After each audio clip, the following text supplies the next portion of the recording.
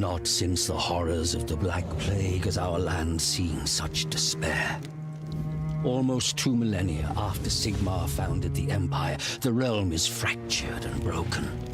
3 rival factions claim the Imperial Crown: Marienburg, Middenheim, and Reichland. Blur of power brings the armies of men against one another in a seemingly endless tide of battle.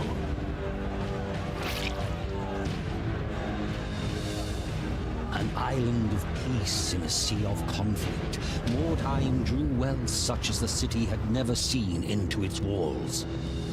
But with its prosperity came the corruption of arrogance and hedonism and greed. The gods could not long abide the outrages of Mordheim's populace. In the heavens, an ill star appeared. A great twin-tailed comet that some priests warned was nothing less than the hammer of Sigmar. They preached tidings of doom and repentance, but their sermons were ignored. An attitude of rebellious revelry gripped the city as the comet grew ever nearer. The grand festival to celebrate the turn of the year was a mockery of the apocalyptic prophecies. It was then that the hammer fell.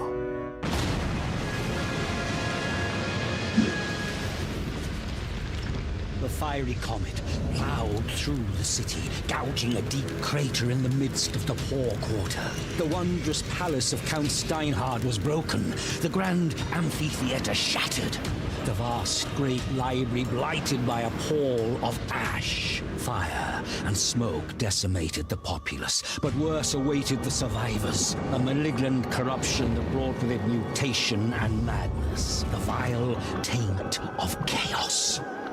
In the shattered city, strange green-black stones were discovered. Strange energies emanated from these shards. Warlocks and alchemists experimented with these word stones and soon determined that their uncanny properties could work wonders. Wordstone could heal the sick, regenerate the old, or even turn base metal to gold. Lust for Wordstone focused avaricious eyes upon ruined Mordheim. Treasure hunters descended upon the city, vying with both mutated horrors that claimed the ruins as their own, and crusading zealots who sought to prevent the taint from spreading. Inhuman creatures filtered into Mordheim, staking their own claims. An endless pilgrimage of the greedy and ambitious, fighting and dying in a place now called the City of the Damned.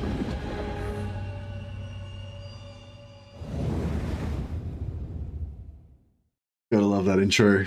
So good.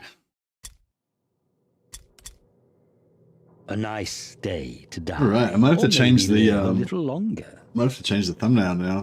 We've achieved rank 5, so it's no longer a rank 0 warband. But we've taken this warband from rank 0 all the way to rank 5 in the last, I don't know, week and a half. Which is just part of the leveling process. There's also the reputation system to grind out as well. But yeah, so we've been putting almost all of my points into Von Carstein, but we just put a little bit into Black Pit just because we want to get a bit more money, and also to build our leader out with the specific spec that we're going for the leader. We're going to need a mental grimoire. Wait up. Oops. Physical grimoire. Mental grimoire. Yeah, we need mental grimoire. Was it martial grimoires? So strength, alertness, accuracy, mental grimoires. This one gives you intelligence, agility, ballistic skill, and physical grimoires. And our main one gives us the martial grimoires and tome of magic and tome of abilities. We get toughness, leadership, weapon skill. Yeah, so tome of abilities just gives, like, it lets you choose 2 extra abilities. I think, or one extra ability. It gives you a few extra points on abilities, and tome of magic gives you extra spells, and martial grimoire gives you 3 extra points to spend in your, like, martial area or whatever. So for our leader, this is our order leader. So eventually we want to go for Well, we needed 15 leadership so that we could get master level order and master level battle tongue, so he can give extra actions to his minions. But then there's also another skill, an intelligence skill called introspection.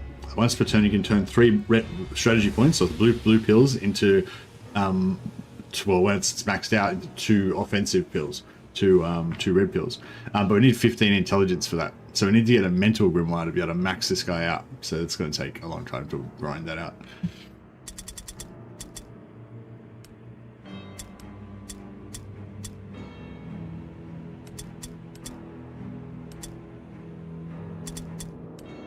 Going to level up our minions.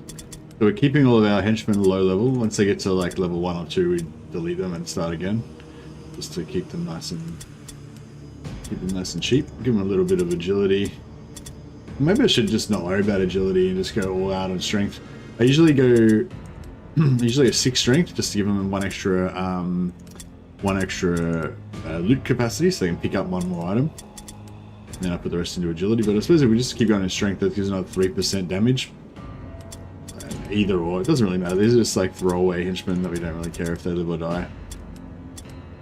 Except for Jared, except for Bonsup and the Tramp. He's a legend. He's a legend around these parts. Oh yeah, this is our new guy. So once you get to rank 5, you unlock an extra hero slot, so you can either have 4 heroes, or you can replace 2 of those heroes with an impressive, which is one of these bad boys. They have a higher strength, they have like higher kind of physical stat ability to get up. They're also large, so they get built-in poison, critical, and stun resistance of 30%, plus 15% extra armor absorption, but they are easier to shoot, so less range resistance. They're immune to all alone, fear, and terror.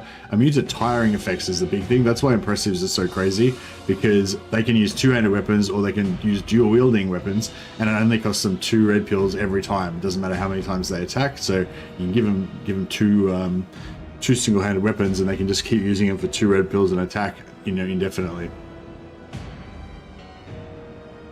which is nice.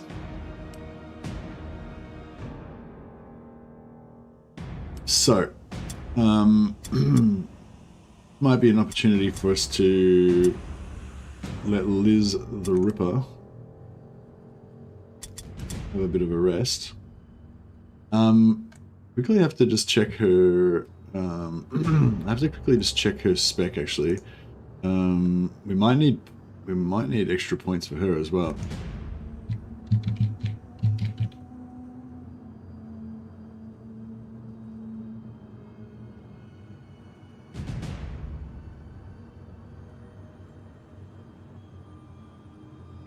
So I'll so you've got this excuse me, you've got this character planner that you can use to check your skill points and stuff. So we'll just grab our vampire thrall. Now what I want to do is I want to take the passive skill weak spot, I think it's called. Bypasses 5%. So we get a mastery of that. Okay, so we only need 9 accuracy for that. So if we max out our accuracy at 9, yeah, that's all I wanted to just check, whether we can keep spending all of our weapon skill and still have enough points to get weak spot. So yeah, so if we want her to be as effective a killer as possible, we want her to be able to just bypass enemy attacks. Ideally, we want to use another weaker character to use up bypass enemies, dodge, and parry.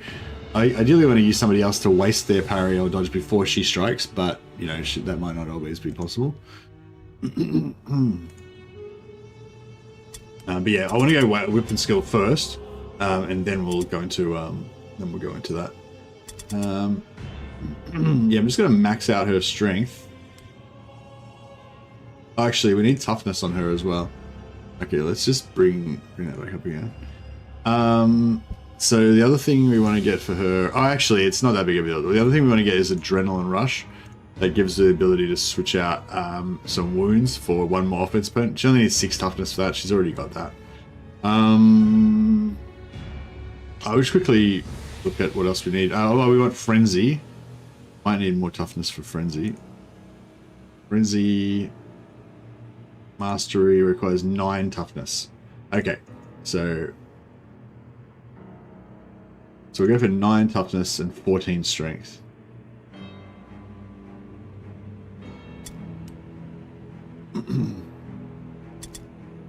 Okay, cool. Yeah, so we're so instead of we can go to 14 strength and not be over points, but I'm just going to go for. Oh, actually, no, we don't even need that because oh no, we do. Yeah, we do. Yeah, you want frenzy to be mastery level, so we need 9 toughness. That's cool. I'm getting there. Now, the other thing she needs is if we're going to go for heavy armor, then she needs heavy armor.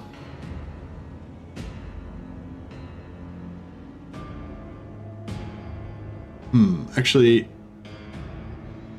I might just wait. I might just think about that for a while.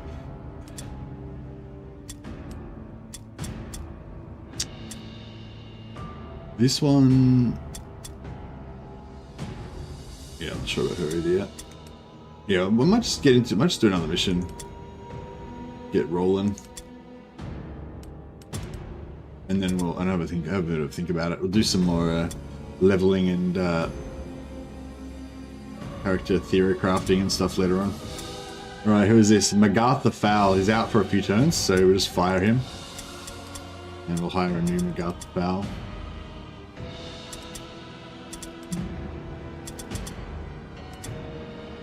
Because he's only got 3 red pills, he hasn't got enough to make 2 attacks, so we'll just give him dual weapons, so his 1 attack will be more powerful.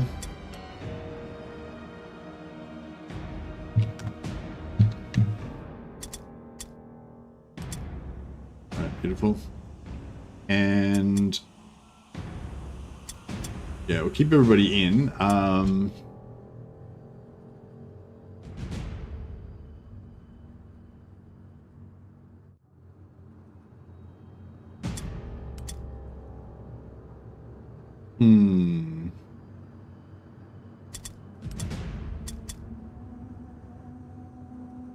So we've got a new blue weapon.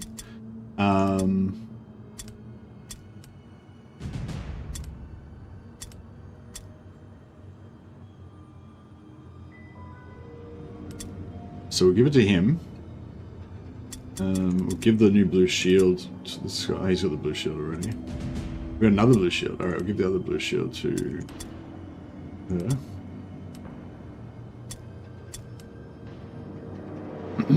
Yeah, I don't know if I'm going to build her into a melee resist tank. That was kind of like the plan.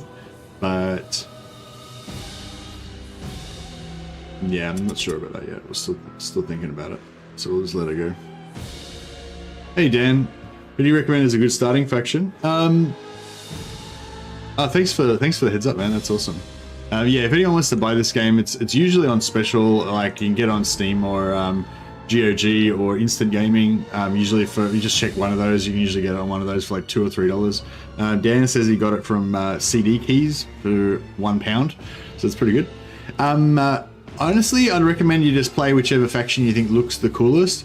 But if you want a faction that's easy to start off, the Sisters of Sigmar is usually my go-to kind of simple one. Like the Sisters of Sigmar, when you start off, they're basically just thugs. You know, they're just tough and they just do lots of melee damage. That's kind of their thing.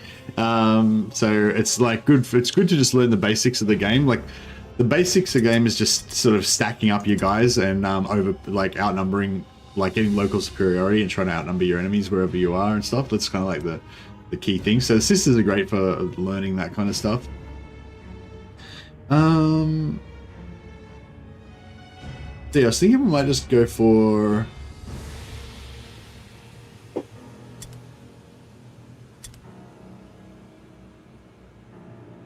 Yeah, I want that mental. Now that I've got my...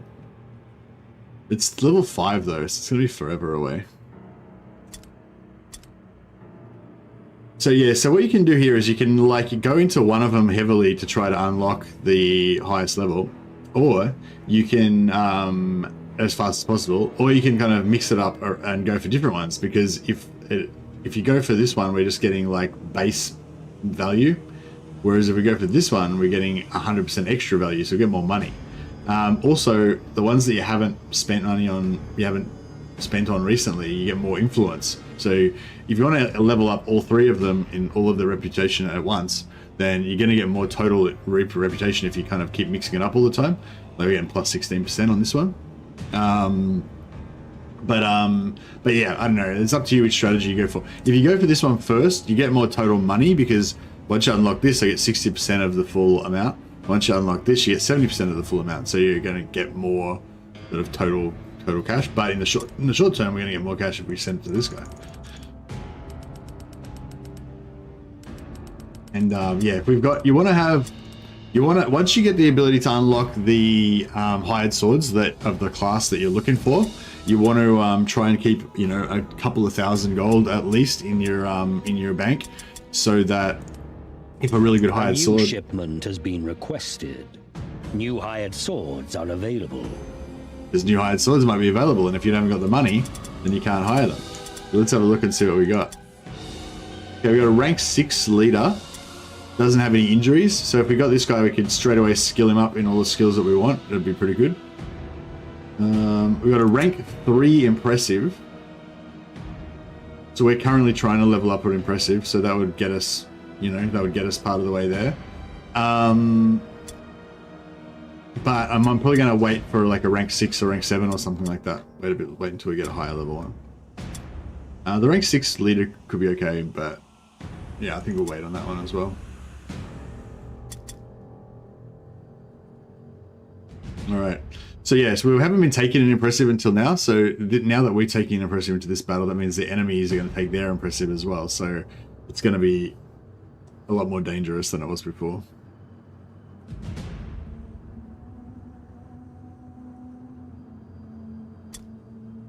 So if you're worried that you're going to die, like I normally recommend you just press launch mission all the time because it makes it a lot more exciting.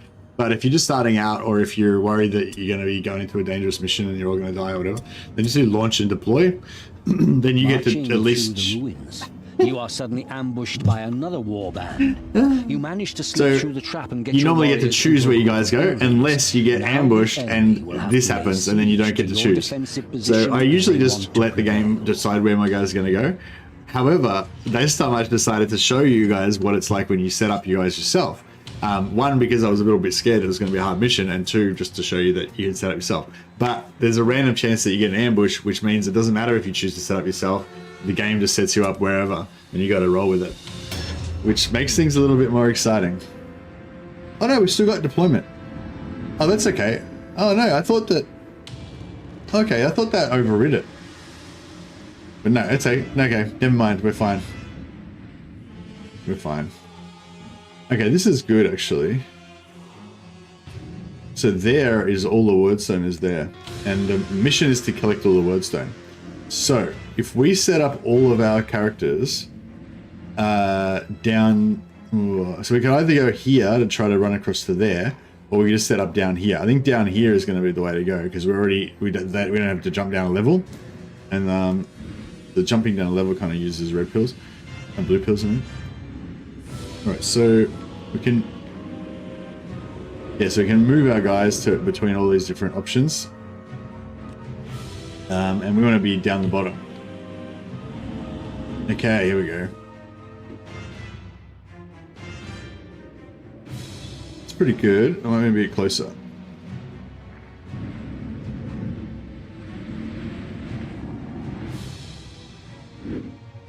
Okay, I think that because this guy's a big guy, I think maybe there's only limited places where he can set up.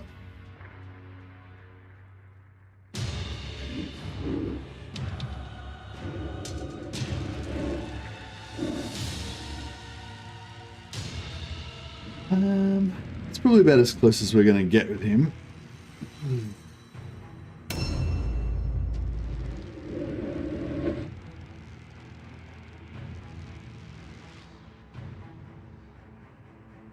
So I'm going to try and keep all of our valuable players as close to the wordstone pile as we can get.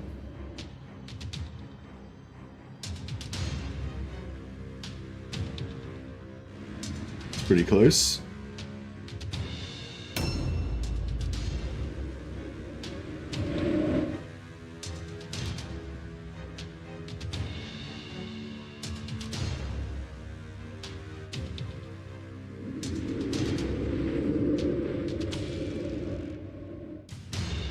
Yeah, so the other thing about this is it takes a long time to set up to choose all the positioning for you guys. So if you want to have like more XP and loot per hour, then you're actually better off as well doing the random setup, because that way it just sets up and you're straight away into the game at the start, rather than having this long drawn, especially if you're like me and you're like, oh, should I set up here or should I not set up here? You know, you have this little like that like drags it out even longer, you know. And I'm pretty sure that this is the this order that we're setting them up is their order, that their initiative order. So you don't, just be aware that you don't put any of your guys behind. You don't put any of your high initiative guys behind low initiative guys.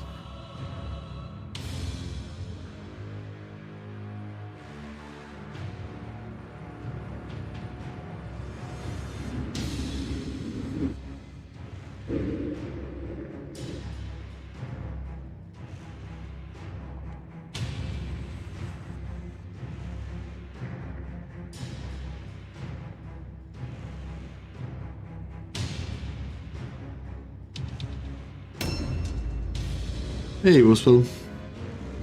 Hey, Yokos. Yeah, it'd be great if another company like made a Mordheim 3 or something like that. Yeah, maybe if like, I don't know, some like, how do we get down from here? I don't actually see how you get down. I mean, I'm sure you can get down. I just don't know where you get down. Oh, well, Gaioti can figure it out. This game gives you anxiety. Yeah, that's what's so good about it. I love the fear, you know, you want to feel like you're in there, and you're, yeah, doing your best. I don't know.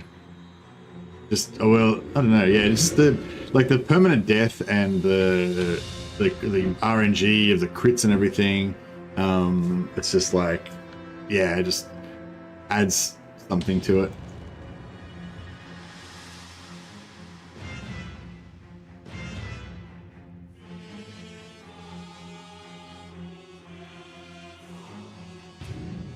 Does that mean you're only here because Kiwi wasn't on Force 4?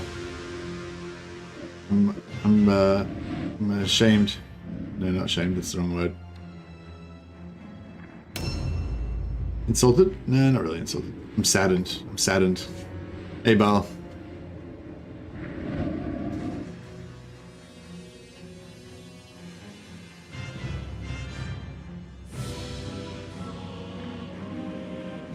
Right. There she is, the Ripper, who we've all been waiting for.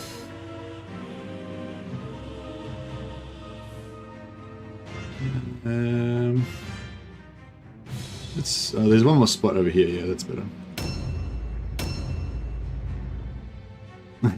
No worries. All right, there she is, the star of the show, Liz the Ripper with her giant blue axe.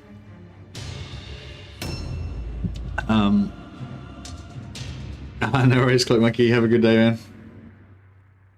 Alright, so it's our turn. So the mission is we're going to get everybody down here. So you can you can press the middle mouse button to go to the map. Middle mouse button gives you the top-down map view, and then you can left-click on the map to put markers on the map. So you can remove them again, beacons or whatever. There's also a there's also a compass up in the top left-hand side behind my head. I should probably move my head a little bit, actually. I'll move my head a little bit. There we go. Yeah, so the compass just by my head there, so you can tell which direction you're going. So we want to go west, northwest. No, we want to go basically north.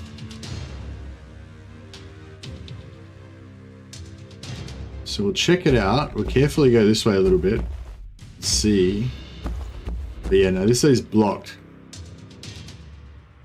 But we might be able to get through the buildings if we keep searching. All the buildings are closed. Okay, that sucks.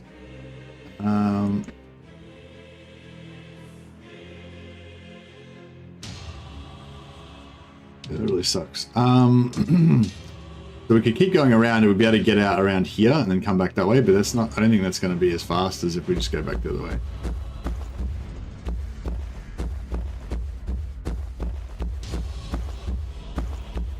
Big boy, I can't wait to smash somebody with this guy.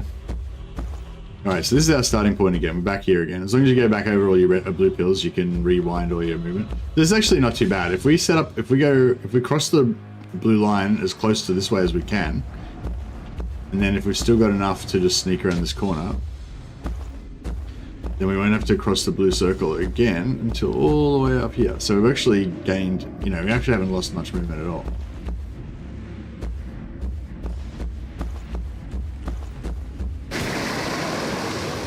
Watch out for traps. So we just got a warp dust curse, minus 25% ranged resistance. Also we got ambush, which means that we have -1 red pill on the first, -1 on offense, and minus 15% melee and ranged hit chance on the first turn. Only lasts for this one turn, but yeah.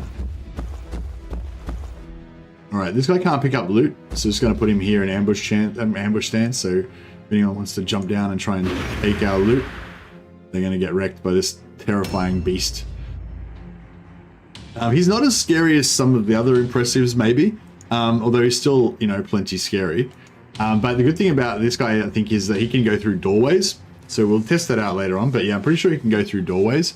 I don't think he can climb up, but he can jump down.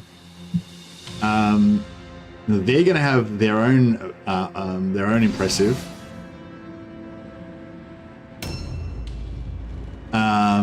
So we don't. So ideally, when you've got an impressive, like a pretty good strategy to go for it when you've got an impressive is to get away from their impressive, and use your impressive as much as you can. We're gonna have a little side quest of just all jumping on this guy and beating the absolute shit out of him as well. We got a choice. We could either go down there and get into the Magos smashing party that's about to begin, or we go that way and stack up on those juicy green wordstones.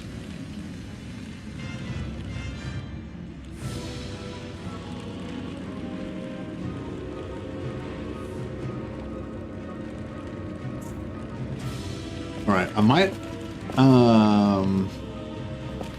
It's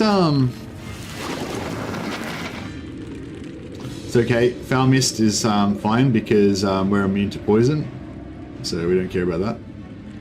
Now, we're probably gonna. So we've got movement 7, and he's only got movement 6. So if you press middle mouse to go into here, and then you go there, you can see their stats. So he's movement 6, we're movement 7. So we can charge him from outside of his charge range, which means that he wastes his red pills, and he only gets 1 counter attack basically.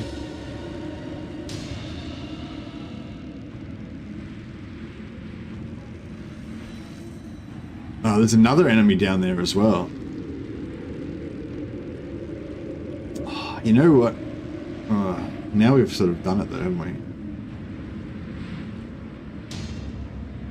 This is a hard one. Because we really want to get up there and get those blue pill, wordstones, because that's where the money is and that's where the bonus experience is. But if I get into a fight with this guy, we're probably not going to kill him in 1 turn, and then there's another guy down there behind him that's going to join in, and then this battle's going to go on for a while.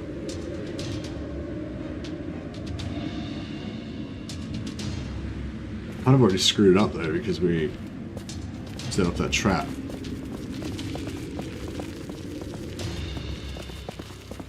But yeah, now let's fight up here. There's no way to destroy boxes or anything. Nah.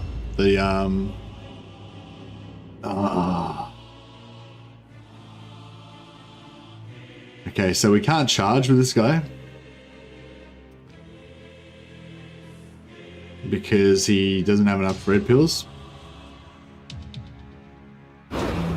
So we'll hold off on that.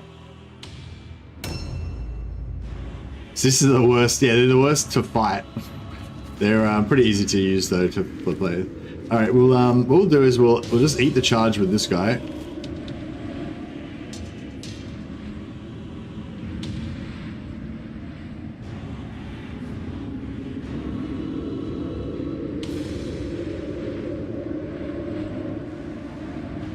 Yeah, we'll eat the charge with this guy. Pull him forward a little bit. Swing and miss. Beautiful. Alright, that's okay. We'll hit him and then we'll eat his counter attack. Hey, Whiskey. Oh, the new Dark Tide update's good. Update's good. Oh, that'll be... I'm sure there's some people here interested in Dark Tide. Hey, Andrew Jones. How you going, buddy? Got some... yeah, well, I'm streaming on Twitch again today as well, guys. So, yeah, if you would like to watch on Twitch, then you've got that option.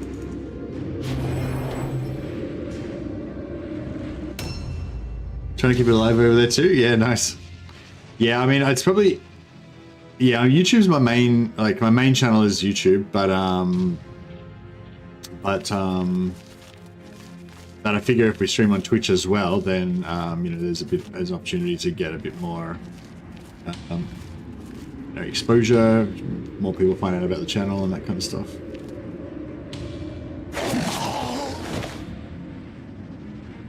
Yeah, I imagine, and as you get later in the game, like as you rank up your warband higher and you get spend more experience on your guys, and they spend more experience on their guys and stuff, they just get their morale, like their morale goes up higher and higher. So yeah, especially the sisters can get a bit ridiculous. Hey, Super Trap. This guy's getting ghouled.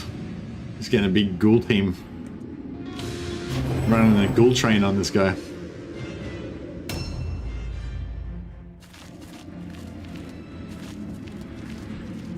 You can actually get 5 if you place them properly. You can get 5 around in a circle, but I might not have placed them properly.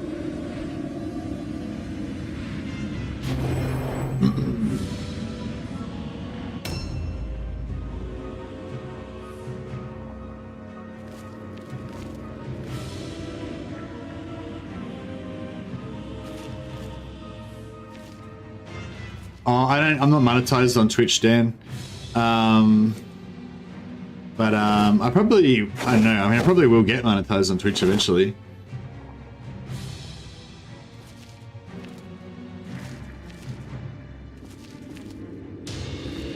All right. Now I say always be charging, but it's too tight packed to get a charge on this guy.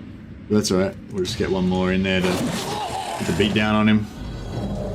Yeah, but you know, you can still do that though. Get a free Twitch, what is it? Free membership on Twitch, and then you can I don't know how Twitch works, but yeah, still a good suggestion. Thanks, Dan. But yeah, I won't I'm not monetized on Twitch too much, so A, B, C, easy 1, 2, 3 ghouls, or even 4, 5 ghouls. Can't get any more than 5 ghouls, unfortunately, but... Alright, I don't think we need any vampire interference down there, so we're just going to send... All the important people of the warband are going to go up here and pick up some bat loots. Okay, they've got no blue pills left, so I'm not going to get to move after I start picking these up. Normally you can jank around a bit and pick everything up, but... Right, so these are worth 15 each, the big ones. We'll make a new warband, should I fill every available slot?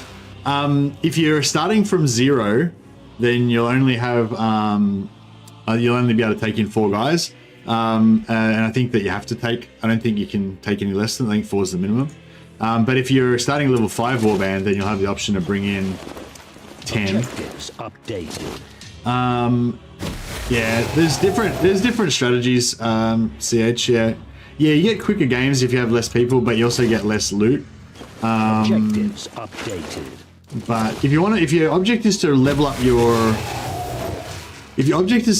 warband, then maybe smaller groups is better, because yeah, faster matches, more warband experience.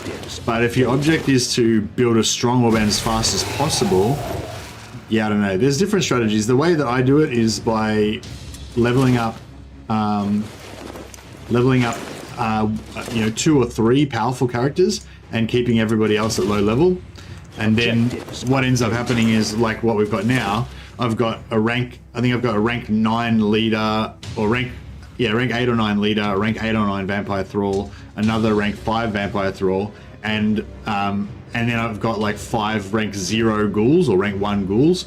And once you get to that level, it means that your main characters can just slaughter through all the low level characters on the other you can just slaughter through all the other low level characters on the opposite team. So it's a good way of like just feeding more XP to your main guys. But yeah, but there are different ways of going about it. But I think especially in the early game, it works really well. It works really well psychologically as well, because you've only got 2 or 3 guys that you have to worry about, and the rest of you guys are all expendable. So you don't really care if they die. Whereas if you care about every individual guy, then some of them are going to die, and it's going to hurt you in your heart hole. But yeah, so I don't know, my recommendation would be to pick a couple of heroes, 2 or 3 heroes that you want to level up, love them, nurture them, and then the rest of the slots just put throwaway guys in. What race are you starting, CH?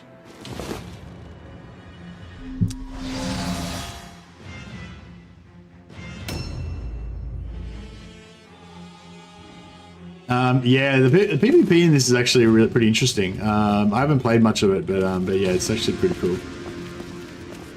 Okay, that guy, that guy that just jumped down is in charge mode. I mean, he's in ambush mode.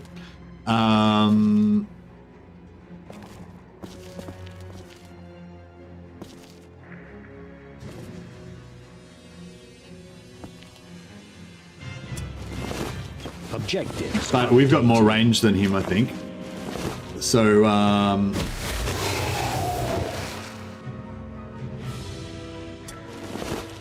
Objectives. unless you play Scaven and they're all expendable, well, yeah, kind of. But then also, Scaven have one of the best. The warp guard that the Scaven get is one of the best henchmen in the game. So it's like, yeah, with my henchman warband, I start off with my henchman being expendable, but my goal later on is to get objectives updated. Yeah, level 10 henchman. But yeah, I mean, that's the thing. When you eventually, once you get your warband level up and you got your main heroes leveled up and stuff like that, then you can kind of go 2 ways. You can kind of just keep going. Hey, Dan PJK, welcome back to the Patrons of the Sciences.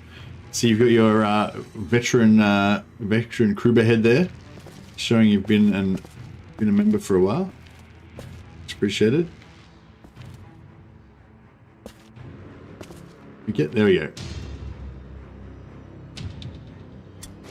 I actually don't know how close I am to this guy. Updated.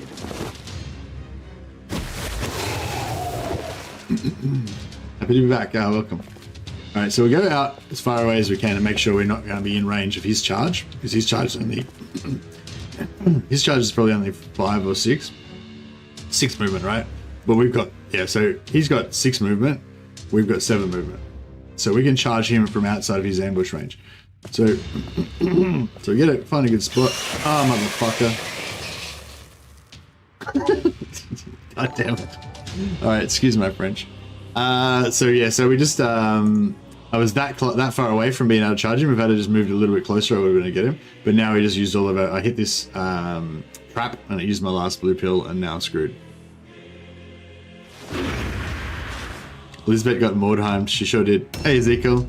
Yeah, I think the mercs are not bad. I'd say probably the sisters are the easiest. A new round has started. If you like the mercs, then I think there's no problem sticking with mercs. But I'm not sure what you're doing with mercs. But if you're trying to go for like a full gunpowder build with mercs or whatever, that is actually pretty fun. But you might want to start off going like full melee, and then transition into gunpowder later. All right, let's try that again with the big boy. Have we got 6 or 7 movement on this guy? He's got 7 movement. All right, cool. Oh, we're in range. We should be able to charge him right now.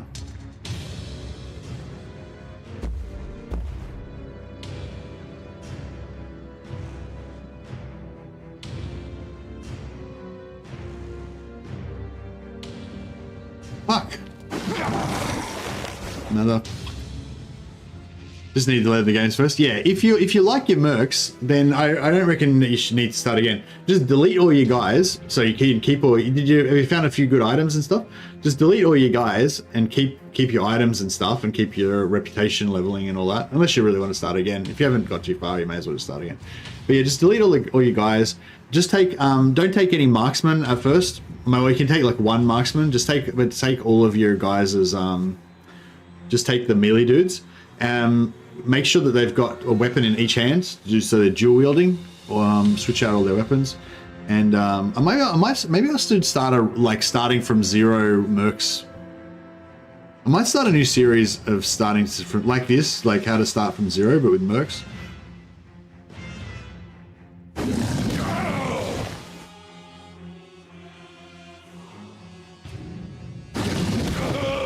Oh yeah, maybe just tell us what sort of build have you got now, CH? Maybe that'd be easiest. And what do you think's going wrong? And then we can give you advice if you're interested. Or yeah, or if you just want to start again, sisters are pretty fun. I would recommend. But if mercs were the one that first caught your eye and you really like mercs, then I think there's no need to, no reason you can't keep playing them. Yeah, this is scary. Whew, missed. No build, just stumbling about. So what have you got in your warband right now? And what's your maximum warband limit? Have you got you got 10 guys, or you only got 4 or 5 at the moment? Yeah, Chaos are a bit of a scary... Oh, he passed his all alone check, even though he's like surrounded. Ah. Okay, Merc starting from absolute zero. Okay, so and what hero do you have access to at the start? Is it the Youngblood? Or the Champion? I think it's the Youngblood that you start off with, yeah?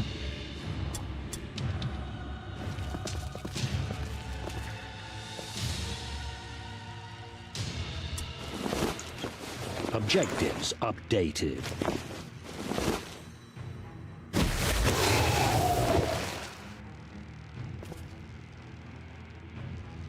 Have you got the Youngblood and the Champion, or the Youngblood and the Wizard?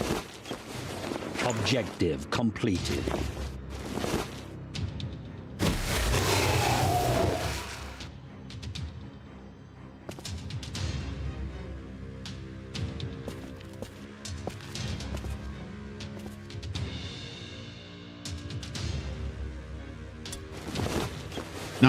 Okay, Youngblood and the Warlock. Okay, so don't recruit the Warlock. Don't worry about Warlock. You can use. I mean, if you like RNG, then I'm not saying the Warlock's not usable, but if you're wanting simpler and easier, then yeah, just skip the Warlock. Mages are a lot better. Wizards are a lot better once you get a lot of enchantments and purple gear unlocked, so that you can stop them blowing themselves up.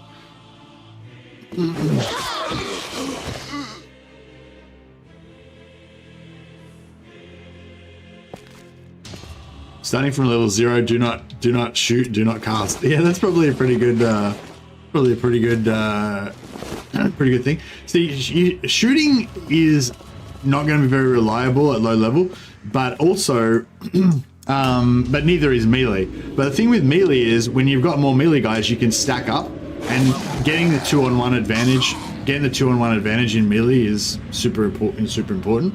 And so the more range guys you have, the less guys you've got to be able to stack up in melee. So, yeah, let's get our ghoul gang to stack up on this. So yeah, so I'd say don't go for any ranged at the start.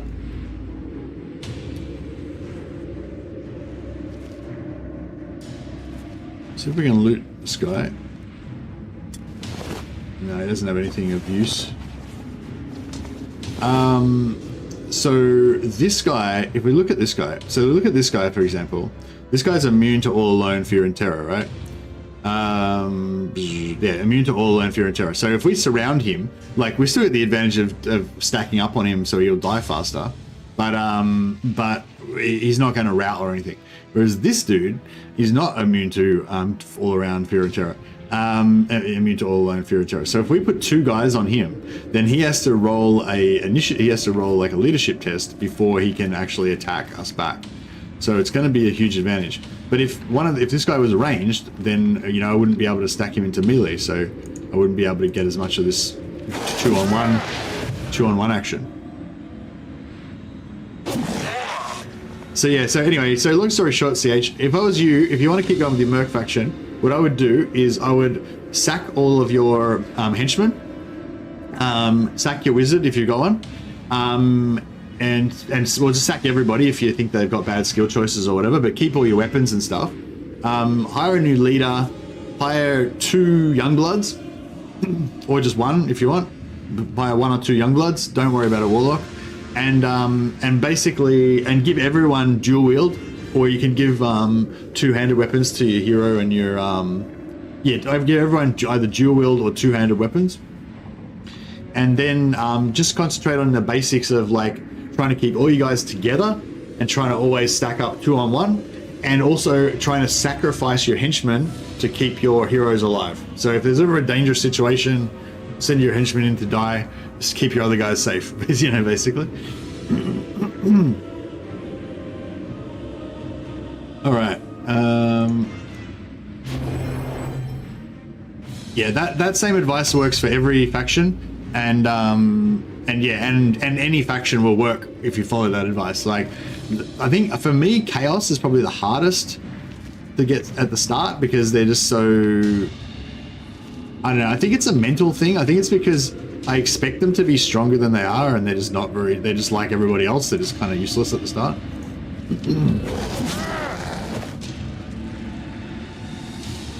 But basically that same strategy will work with every faction.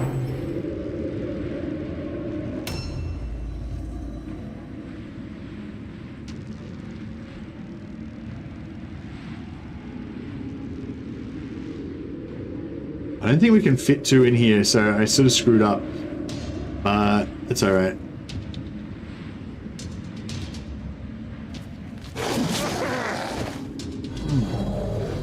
Now, yeah, so they're immune to fear and terror, these big guys, but they also cause fear. But luckily, we're immune to fear. So we're just gonna leave Wolfpaw here. He's gonna be kind of like the sacrificial lamb. He's probably gonna get wrecked by this guy next turn. But yeah, it's better to kill one guy as fast as possible. So I'll be real, I never paid any attention to this game. Is this kind of Rogue Traders fantasy and you can pick vamps? This game is pretty much unique, Edge Jones. There's no other game really like Mordheim, which is why it's still fucking amazing after all this time. One of the reasons anyway. Yeah, it's I don't know, it's just really cool. Like yeah, I don't know, I can't really think of a game to compare it to. I mean, there's other games that have some similarities, but there's nothing really that's like this game. Oh, can we order? Oh, beautiful. Okay, we've got order so we can attack from range by ordering our minions to attack again. We'll get Dark Jesus to drop the hammer on this guy. Blam. Executed. I don't have any ranged, but I've got this guy with this order skill. Seeing you play as vampires, and I'm highly interested. Yeah, I wonder if people would like the. I wonder if people would like the mercs as well.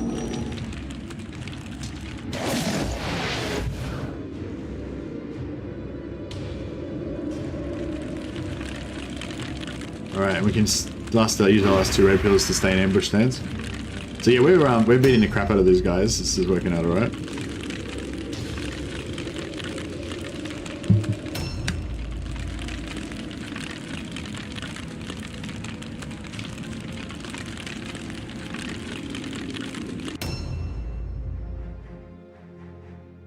Yeah, she still doesn't have frenzy on yet, but she's got full gear.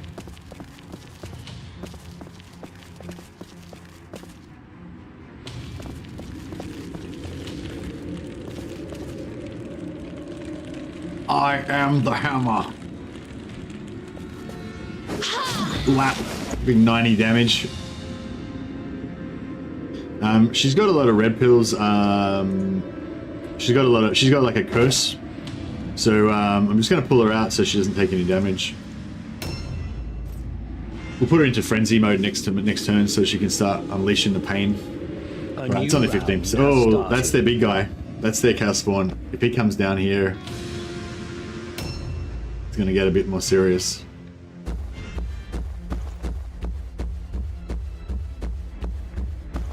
Yeah, too bad about Necromunda. Yeah, Necromunda just didn't really come through for us, did it? Smash. Big boy smash. Alright, we've nearly broken their morale. You can see next to my head there, they're 47 over 41. So if we kill one more guy, they're probably going to go under 41, and then we win. I'm going to put... Yeah, I'm just leaving there. That's fine.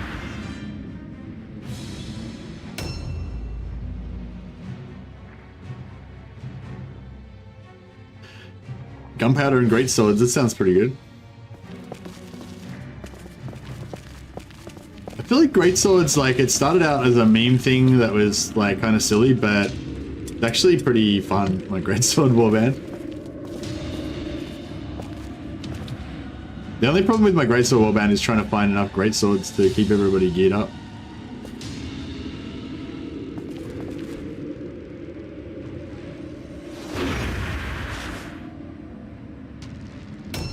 Yeah, extra crit and two-handed weapons means big ambush damage. So you just have all you guys in ambush all the time, and when they run in, they just take those big hits.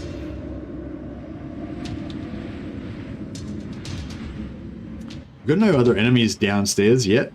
They got their chaos. Oh, their chaos fiend is over there. Imagine they're going to jump down at some point. Put Gilliot over here and ambush that. Actually, is there any loot that we can get to? There's not really any loot anywhere we can get to. But we could run back and get some more... Yeah, actually, we can run back and get some more Wordstone. Or we could send 2 ghouls back. 1 ghoul will get most of it. Yeah, I think it's 9% crit on a purple greatsword, which is pretty nice. It's 4% crit on one-handed swords.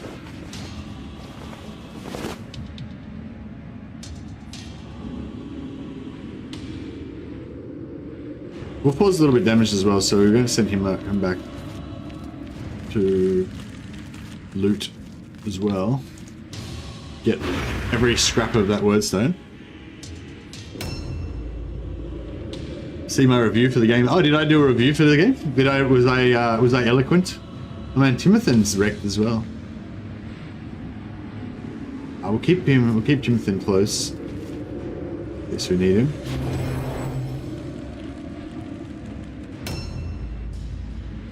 I'm gonna delay on this guy because their minion's gonna go next. So if he jumps down, we can potentially use our attack on him, and same with this guy. Yeah, as soon as we get one of them to jump down, we can probably finish it. That was a mistake. This guy's about to get effed up. Oh dear.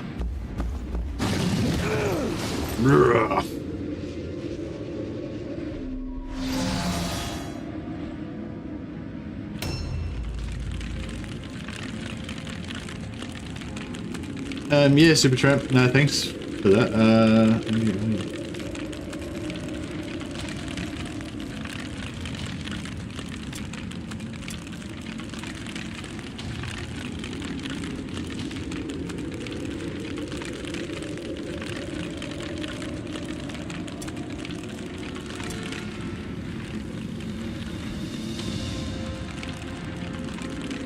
Yeah, sure, is that just the music?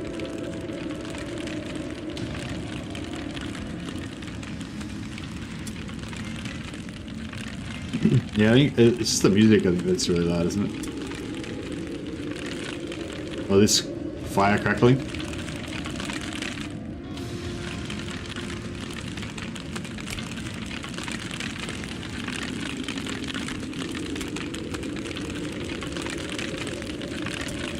No, it's not ambient. Fix. Oh yeah, FX.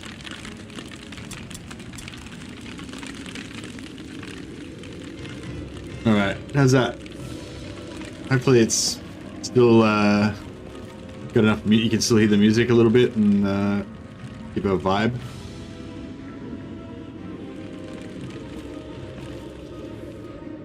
Alright, let's end this Hey,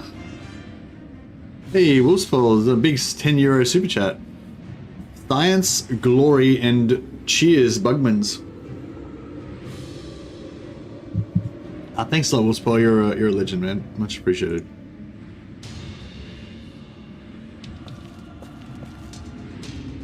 We do need to find a new name for our giant killer here as well. Should we get him some more experience, or should we just level up our lord first?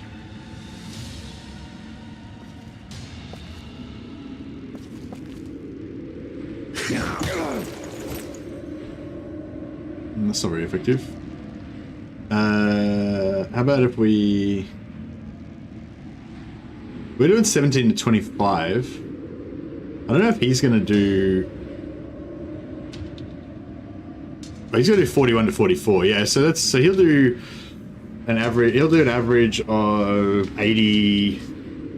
He'll do an average of like 83 damage with 2 hits, whereas we do 60 damage, 60 something damage with 3 hits. So yeah, so it's actually better to get him to do it.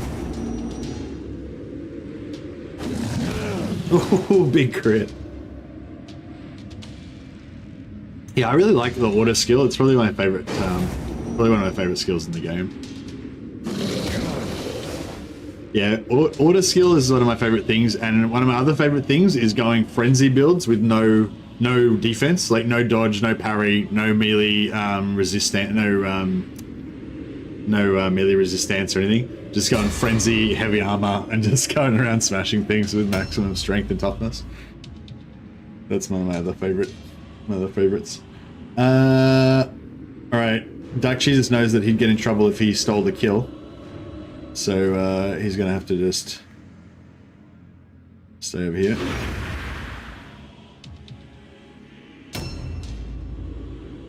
Oh, nice. Yeah, I really love this game. There's very few games that come along that really impressed me. Like all the ones, pretty much. Well, unless sometimes I'll stream a new game that comes out because I want to do a kind of like a first impressions stream, and generally I'll be like playing it at the same time as I'm showing it off to you. So I don't necessarily know how good it is until after the stream is finished, you know. But anything that you've seen me stream regularly it's because I think it's one of the best games ever made, you know, and like that's pretty much what I think about this game. It's definitely a flawed game, like there's definitely got faults with it, but it's got something really special as well. Don't really need the frenzy, but gotta get those big numbers.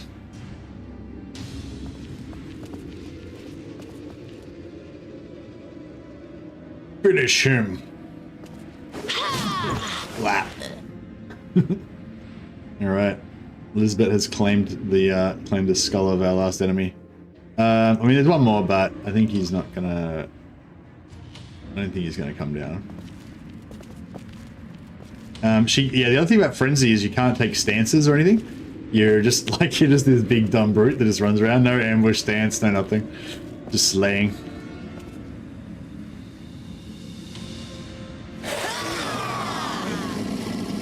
What do you think about Witch Hunters? I want to do a Witch Hunters shooting warband because I feel like the Witch Hunter captain is like a better shooter than the. I feel like the Witch Hunter captain is a better shooter than the.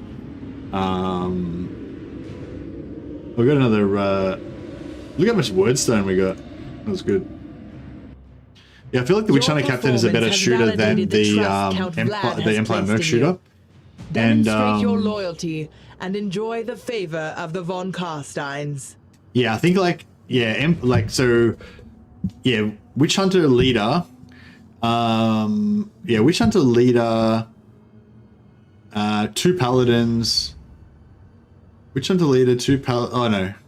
Witch Hunter leader, 1 paladin, 1 warrior priest, and an impressive, or 2 paladins, a warrior priest, and I don't know, something else to make a shooter, and then have like 5 marksmen as just your infantry gun squad. I feel like that'd be kind of fun, but I don't know, it probably wouldn't be that much fun. But yeah, I want to try and make some sort of gunpowder squad with marksmen, but with them based on them being low level. So she got some pretty good XP out of that. Remarkable. This guy's nearly level 10 already. Outstanding. The gods are with you. Remarkable. It's all about the loot. Hopefully we got a blue, Nice another blue one-hander, then we Nice can progress. make our... oh yes, we got a blue mace. No, oh, and a great... oh, I can't use a great flail, it's a sister's weapon.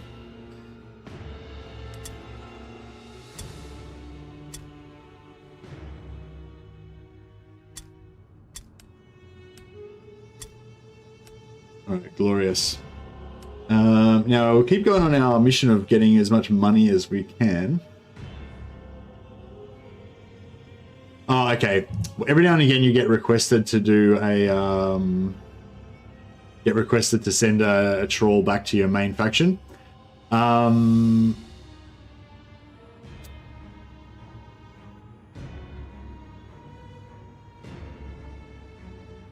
So what we could do is send this to these guys first.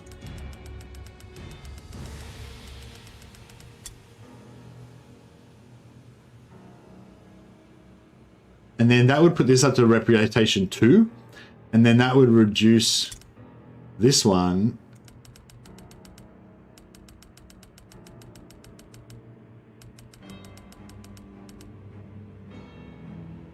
Oh, actually, no, that doesn't really help us.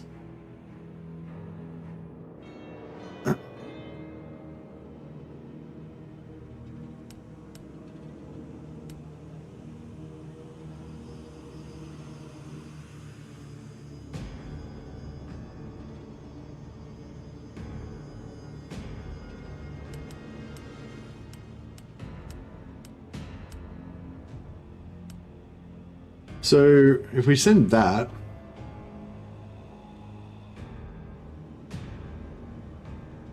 that'll deal with the shipment, and then we can go back to just spending on whatever we want.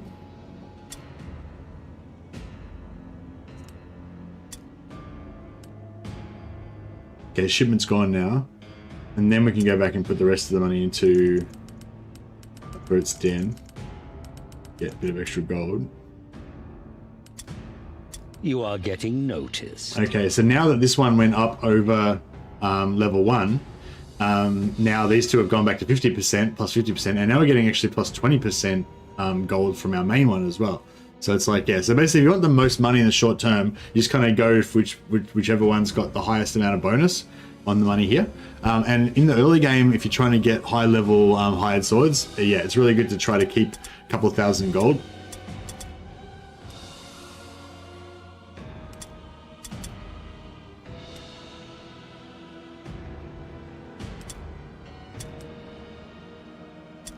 Okay, I don't know if I want to get strength or toughness with this guy. I think maybe... it's a hard one. His main job is to sort of be a tank, but he does jump in and kill a little bit as well. Yeah, no, 12 toughness is probably as high as he needs to go. Well, he doesn't really have any other defense except for... except for his hit points.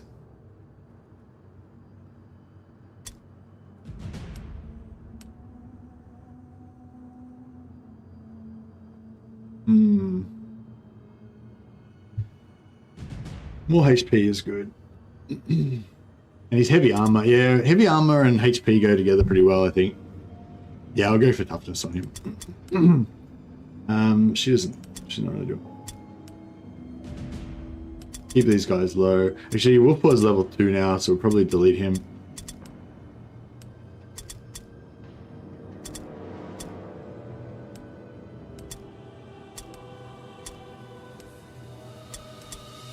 So hire a new one.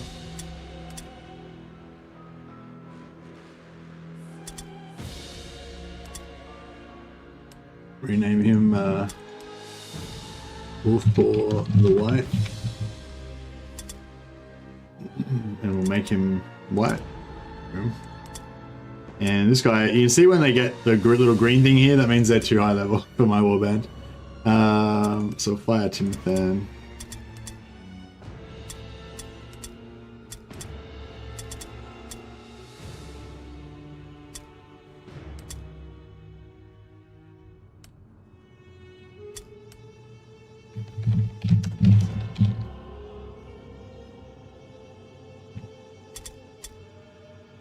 Yeah, we'll, yeah, I think I will start a new Merc Warband. Oh, I don't know.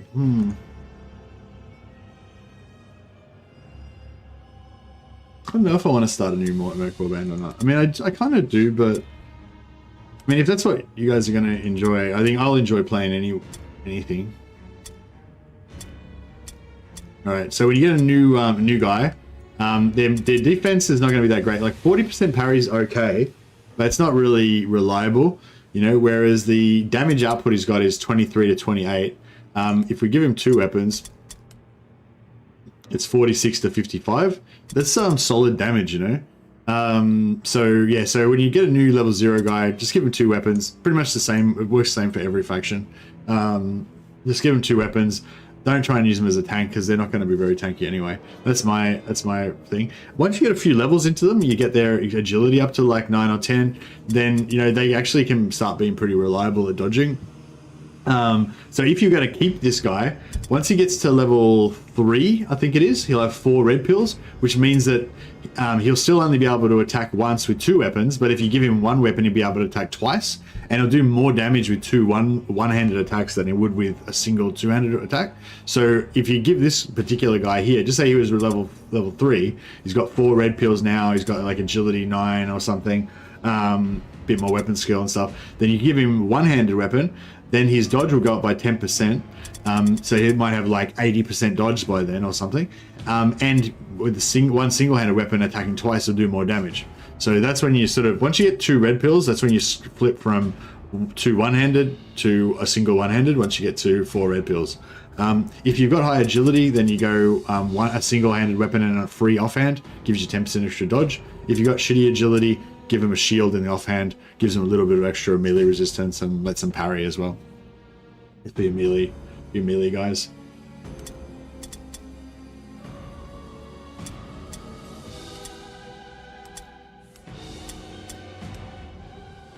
All right, now this guy,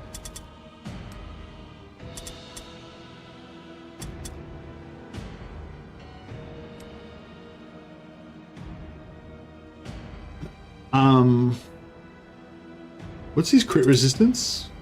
His critical hit resistance is 38%.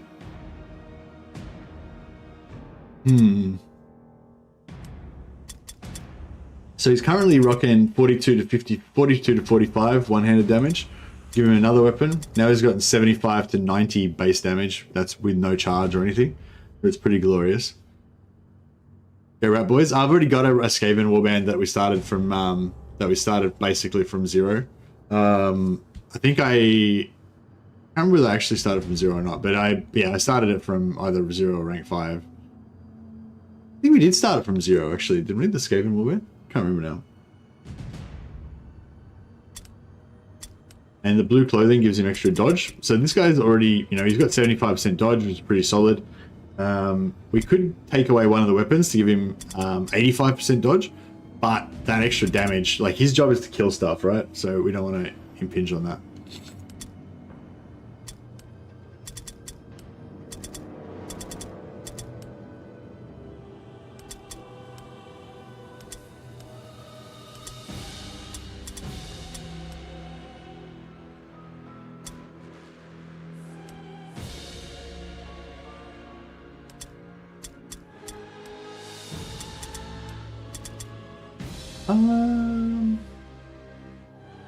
Yeah, I still don't know what I want to do with her. We're just keeping her as a sort of a placeholder at the moment.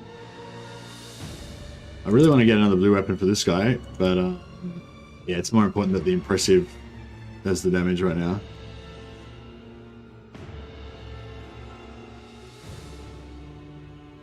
How many people watching on Twitch today? We got 2 people watching on Twitch today. Yeah, so I don't know. I don't know if it's really much point streaming on Twitch, but I feel like even if only 1 or 2 people see the channel on Twitch, then you know, maybe they'll be interested to check out some of my videos for Warhammer or something like that. I haven't done any videos for Mordheim for this game yet. I'm not sure if I ever will, but I really like streaming it.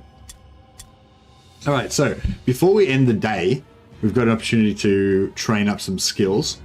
So for this bad boy, some things that we want to get for him are adrenaline rush. Oh, actually, he doesn't have any skills yet, but yeah. So adrenaline rush, but it takes 2 days. Weak spot, that takes 1 day. So yeah, so we'll probably get that. First time he gets a level up, we'll take weak spot on him, so he can penetrate some dodge.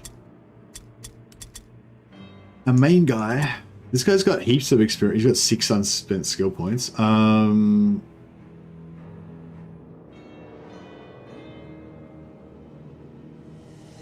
It would be nice to start skilling him up. You know what we might do? Actually, no. We'll wait till we get a.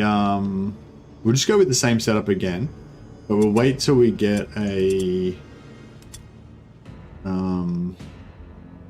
Wait till we get another blue weapon, and then we'll bring in our other lord as like a higher level damage dealer. So yeah, I want to get level 2 frenzy. That's 3 days, and I want to get adrenaline rush. That's 2 days. I kind of want to go heavy armor on him, but then again, the light armor seems to be doing a pretty good job.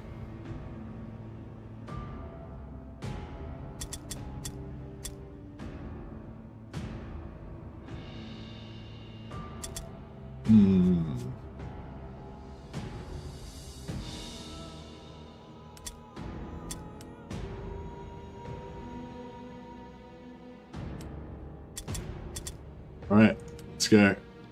Alright, send our scouts. Deadly, exceptional, good. Deadly, exceptional, good. Alright, this one's going to be exciting. So we'll just do launch missions, so it's just random deployment. It's deadly missions, so that means that the enemies have 45% extra damage, 45% extra hit points. To ransack the nearby houses. Just as your warriors are starting to explore the buildings, however, an enemy warband arrives, ready to attack. A new round has started. So this one could be a bit of a muzzle. Okay, we're Vampire and Vampire Lord. Okay, we're all sort of close together with each other, so that's at least one good thing. They're probably over here. Oh, it's Vampires versus Vampires.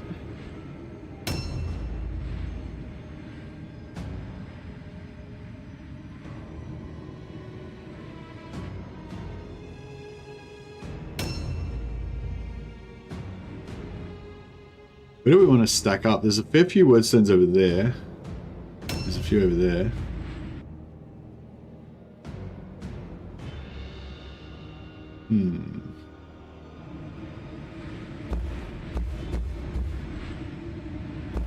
So yeah, we can either go to that pile or we can go over there. Where's our...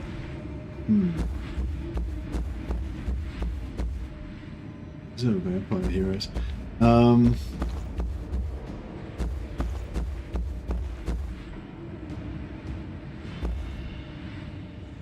Where's our Lord? Downstairs? Oh, yeah, the Lord's downstairs. Still pretty close to this side though.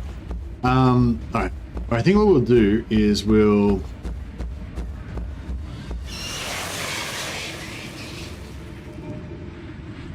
I think what we'll do is we'll lean towards this side first.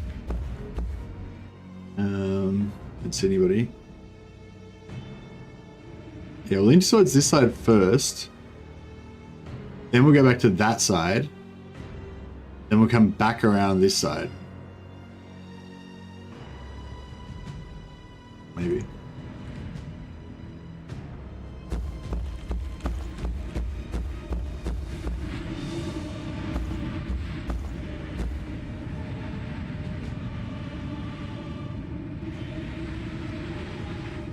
We'll just leave this guy kind of in the middle.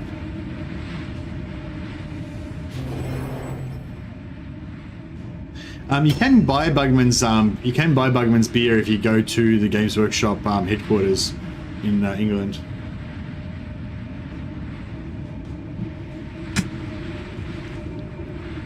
Yeah, if you Google it, you'll see there's Bugman's Ale, there's like Troll Brew something or other. There's about 5 or 6 different ones. But yeah, I don't know if they have a recipe, because it's made by it's not made by Games Workshop, it's made by can't remember the name of the company now. A brewery that's nearby, I think, around near where they are. Yeah, sorry there was no Warhammer stream today, guys. I was a bit tired. I just couldn't get to sleep after last stream. I was still awake like 10 hours later, so I just ended up passing out eventually, and then I was like, needed to sleep. Oh, I didn't realize he's got blood. Oh wow. I didn't even realize that his back was flayed. That's pretty gross.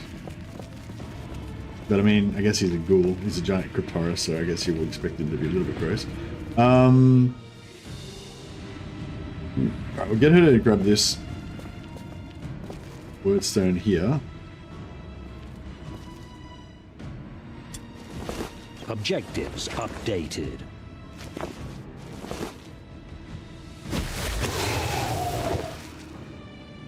Yeah, no demon yet.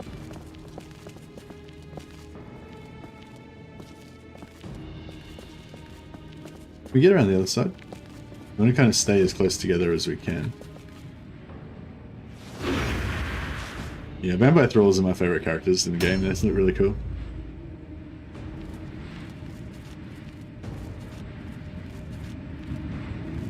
It's yeah, another really important thing about this game when you're starting out is to always be careful with your movement, because if we cross this blue line there, we actually can get down off the ramp before we cross the blue line again, which means then we can cross this blue line over here, which means that we can, instead of going through there, we can go around here, which means we can get over to here, like, you know, and like that was just a sequence of things, but now I'm here. Whereas if I had have crossed that first blue line earlier, I wouldn't have been able to get around the corner, and then I crossed the second blue line, you know, like it can just add up. If you don't take if you're not careful with every time you cross the blue line, you can end up, you just like getting, you know, being able to move, like waste your movement, like waste half your movement, like literally, and you can get stuck, like you can get stuck going the wrong way and not be able to backtrack and all that. So yeah, so keeping you guys together, stacking up, paying attention to getting 2-on-1 on any enemy that is not immune to all alone. Because it's all about increasing your probabilities, you know. If you can stack up 2 guys on one enemy and they have a chance that they'll fail their all alone, test and you know, not get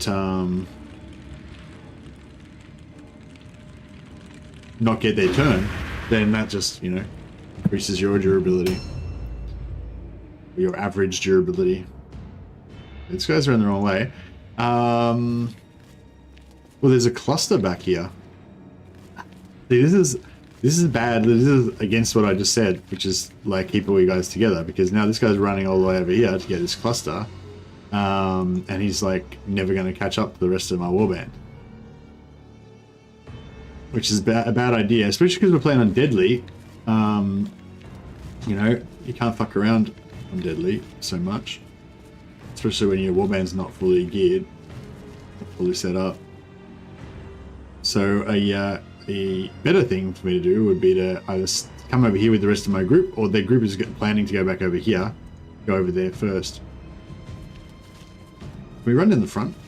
This. Alright, so we've reset all of our movement. We're back to 0 again. We've got all our blue pills. Good enough to get around the ramp. See, if I had dodged that, so now my center of my circle is here. If I had dodged that, I would have crossed the blue circle here, and we would have had significantly more movement. But anyway, yeah, you get the gist of it. So it's like, be careful with your movement, and keep you guys stacked up. I'm not sure if the AI can actually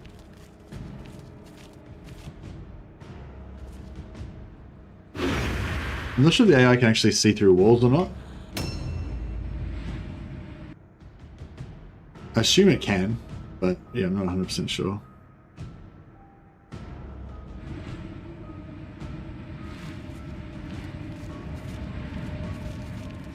I'm just going to do a bit of a scout over this way. I don't see anybody. I'm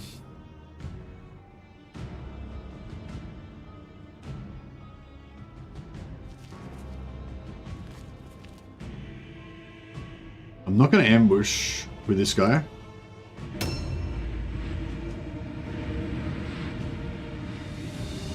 Wow, this is a crappy spot. So we could cross the blue line there. That'll waste one slot. And then we'd probably, so we'd cross it here, can't really avoid it. Then we cross it here, that's 2 gone. Then we're probably going to cross it again, blah, blah, blah. So in this situation, it's like usually not a good idea to jump down because it's costing me like 1 blue pill just to get this tiny little distance and then another blue pill to jump down, and we're going to take damage falling down. But it saved us a lot of movement, so.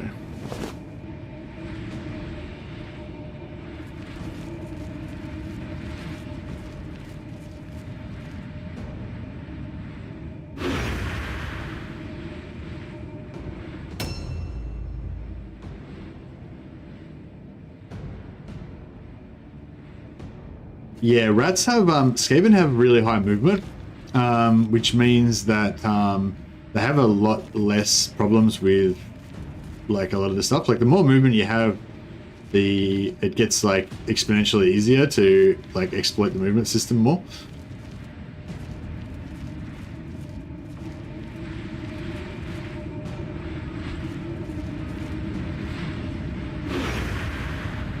And yeah, Scaven have a lot of movement.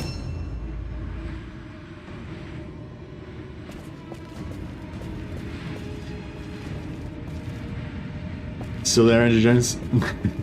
Yeah, I think with Twitch it's like, it's a bit, yeah, I don't really have any following on Twitch or whatever, so it's probably going to be not really very high visibility for the game, but, and also Battlesy was saying that you need to make your stream titles a little bit more catchy or like a little bit more clickbaity on Twitch and stuff, so yeah, I maybe need to work on that. But I figure even if only 1 or 2 people are watching on Twitch, that's still like, you know, 1 or 2 more people than would have been than I would have had watching if I wasn't on Twitch at all, so. Yeah, I don't know if we really want to go after that. It's like just it's only a 1-pointer.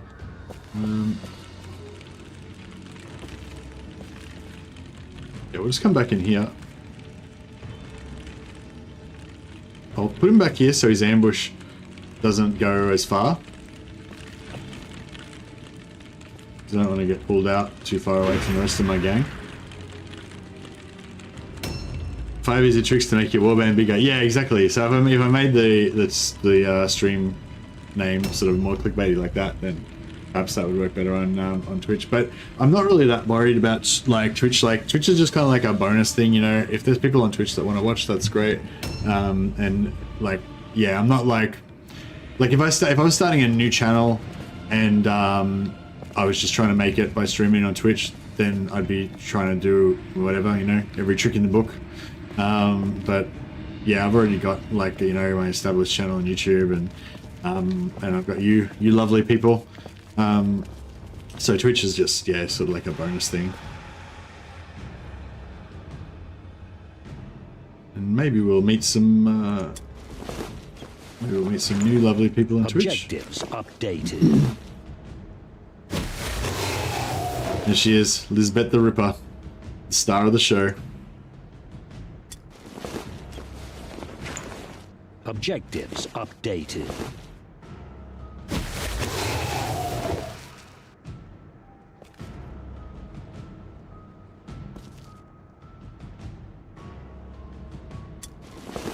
Objectives updated. I haven't seen Liz for a while. She watched a few of the earlier streams. But her namesake lives on. Objectives updated.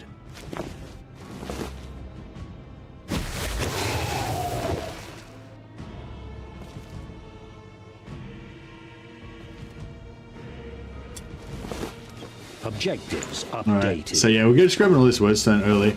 A lot of these curses are gonna, well yeah, hit points last forever, but a lot of these curses take 3 turns to wear off. We're over here. Objectives updated. So she's gonna possibly be a bit crippled now for the next 3 turns.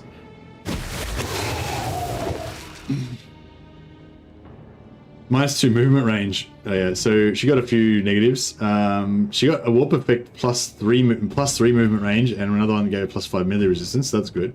Then she got another one that gave her -2 movement range, and another one that gave her -2 movement range. So she got -4 movement range in curses, but she got +3 movement range in blessings. So she ended up with well yeah. So she'll have 6 movement, which is 6 movement's still pretty solid.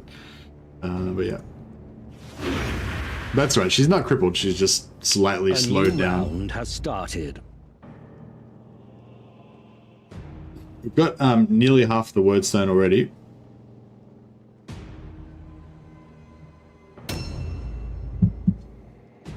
Yeah, I covered the King Arthur game when it first came out.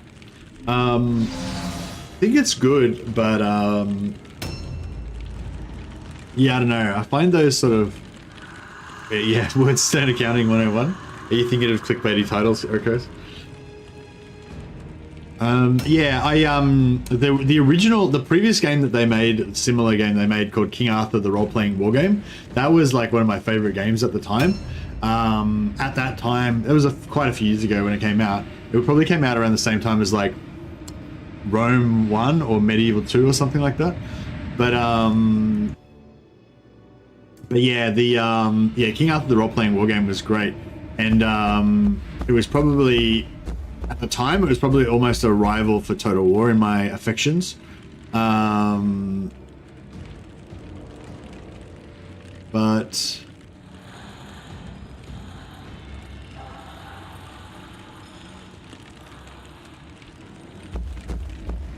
I might just leave this guy in reserve because their leader's still around, still about to move. So I'll just keep him in delay. But yeah, if you want to play a really cool old school game, yeah, King Arthur the role-playing war game, same developers, and it's sort of like Total War. Like you have these knights that are the main characters of your armies, but you also have like soldiers or troops, and so and you have like a turn-based overmap, like Total War with different regions and stuff, and then you zoom in to fight like real-time tactical battles. So yeah, it's really cool. It's very similar to the old school Total War, but it's got a lot more of a role-playing story bent to it, and it's really cool. So yeah, the new one, the King Arthur role-playing game. Oh man, Wolfpaw went down, smashed. Oh yeah, vampire versus vampire.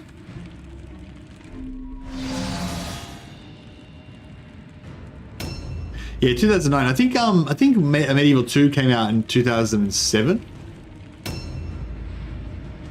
Yeah, so it was around the same time, and it was like kind of almost a rival for my affections. But it just like I don't think the strategy map kind of integration, tactical map integration is as good as Total War, maybe, but or maybe I don't know. Oh man, he dodged my big hit.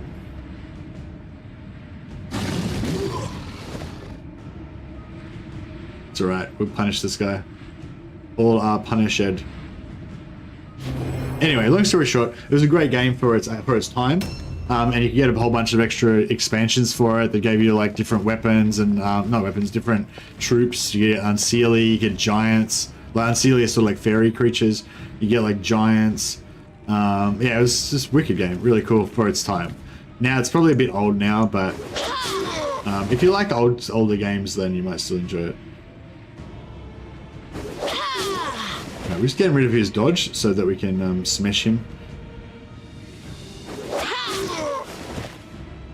with our big boy. Yeah, I didn't realize that guy's back is flayed, the crypto ray. Yeah, so yeah, sorry, King Arthur: A Knight's Tale.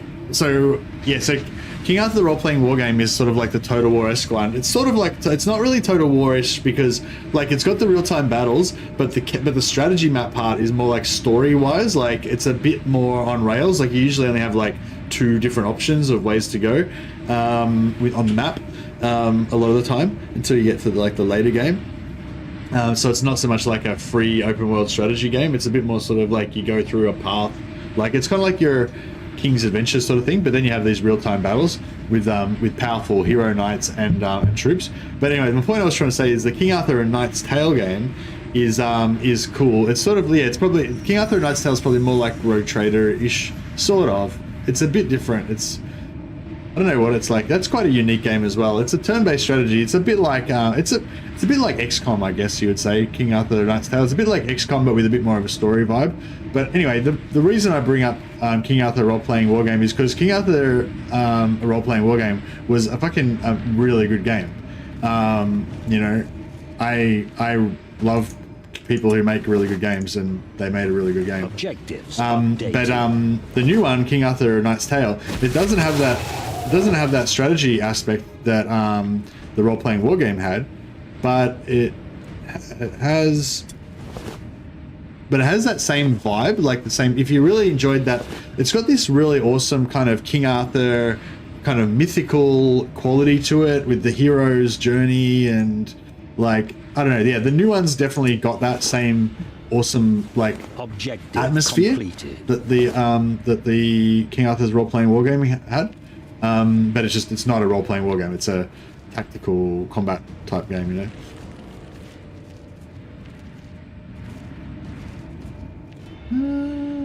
Okay, just chuck another hit into him.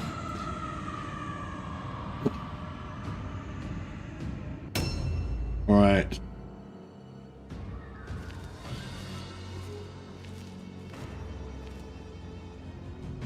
We've won our, we've succeeded with our quest.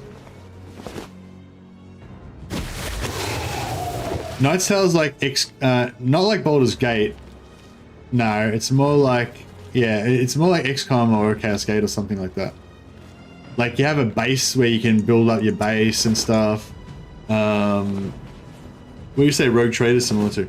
Rogue Trader is the same as like, Rogue Trader is the same as their previous game. What do you call it? Wrath of the Righteous. It's a CRPG. Yeah, Rogue Trader is just like kind of the classic CRPG, basically. It's just that it's Warhammer, so it's cooler. Basically.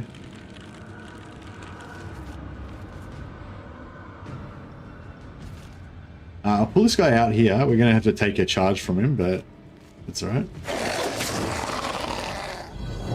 We'll get our revenge. Yeah, Knight's Tale's like XCOM, yeah.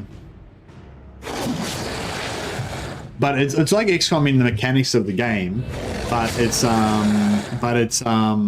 got slightly different combat system, but you know, it's still turn-based, but it's like slightly different combat system, and it's got it's got that same King Arthur the role-playing wargame style of knight heroes. So you've got these knight heroes, and the knights have sort of classes that give them some basic abilities, but each one is really unique.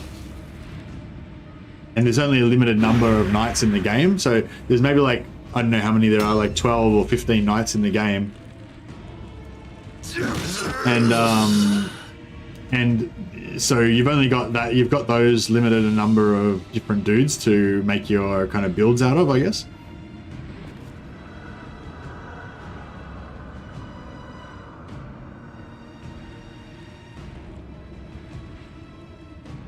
Can't loot him. Yeah, this sucks. Because I've covered this guy's body too closely, so I can't loot him. So I don't know if he's got a sweet hammer or anything, but we're not going to be able to get it. Alas. Alright.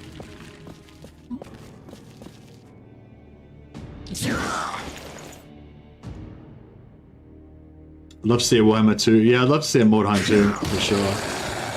Yeah, no, Rogue Trader is a little bit clunky. It's a great game though. It's just great to see a good Warhammer game. Like I think at the end of the day, Rogue Trader is a good Warhammer game, and there are very few and far between, you know, the good Warhammer games, you know.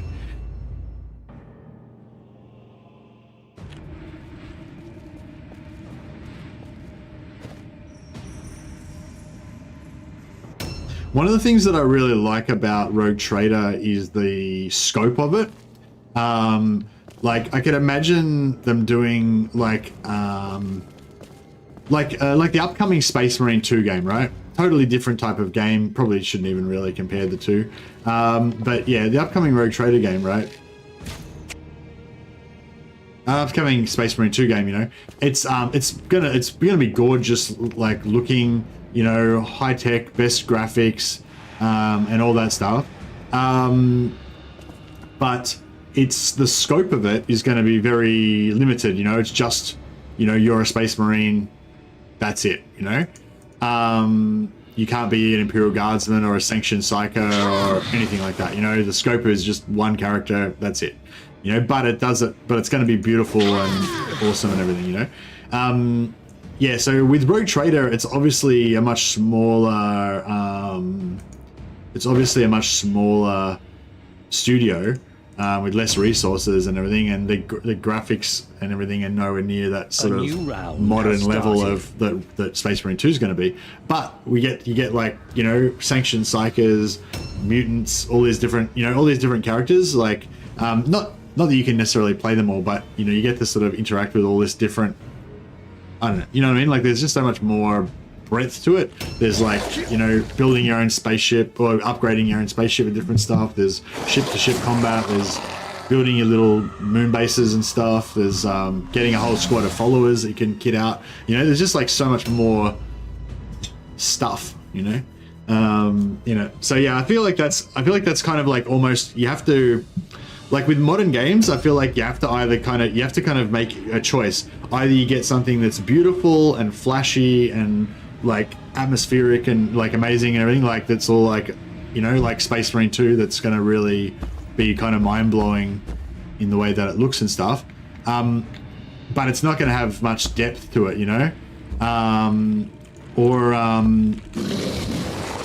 Or you have something like Rogue Trader, or like War Tales, Battle Brothers, you know, where they've got like lo-fi graphics, but they've just got so much love and attention and depth, just so much content, you know. They just put so much stuff into the game.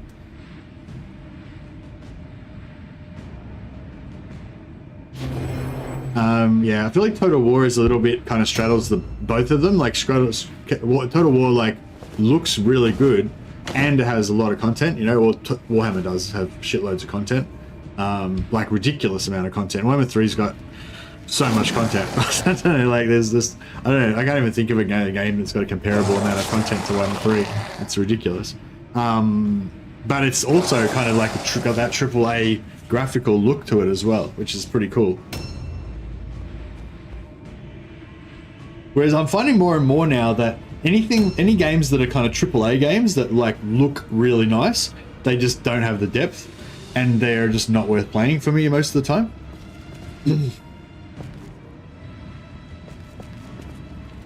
Because of my specific interests, you know.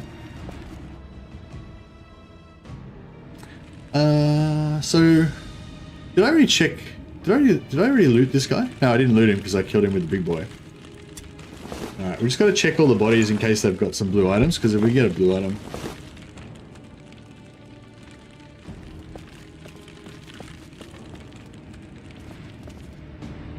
Yeah, well, I mean, I think with Total War Pharaoh, they tried to cash in they tried to make a cheap game, very cheap, and still make a good profit out of it. But the thing is, with Warhammer and with Total War in general, the reason why people love Total War, one of the big reasons, is because it's got so much content. Like, you know what I mean? Like you can make a flashy You can make like a flashy, nice looking game and everything. But if it's superficial, it's not got much depth to it, there's not much content, that's not what we want out of a Total War game, you know? Like, the thing that made us love Total War games are games like Medieval 2 and Rome 1, sorry, that just had like so much content, you know, so many different races. Like Medieval 2 is ridiculous as well. Like, it's so many different races and factions with all these different, like, they all had different unique troop types and stuff, which at the time was amazing, you know, like compared to Warhammer 3, it was not really that impressive, but you know, but yeah, Warhammer 3 is crazy though, but still, that's like what we fell in love with, you know, like that, like this huge world with so many different factions that you can, like with Medieval 2, you can just like keep playing like different factions with it, and they'd all have their own little different individual quirks, and it's just, I don't know, it was cool. But yeah, so I don't know, I feel like the gaming companies, they have to sort of make, I think they sort of feel like they have to make a choice sometimes between either making it flashy or making it deep. Yeah, for me personally, if they decide to make it flashy and not deep, then it's just not worth bothering with, you know. I don't give a shit about flashy and not deep. Like, I like flashy and deep, but if I have to choose between flashy and deep, I'll take deep.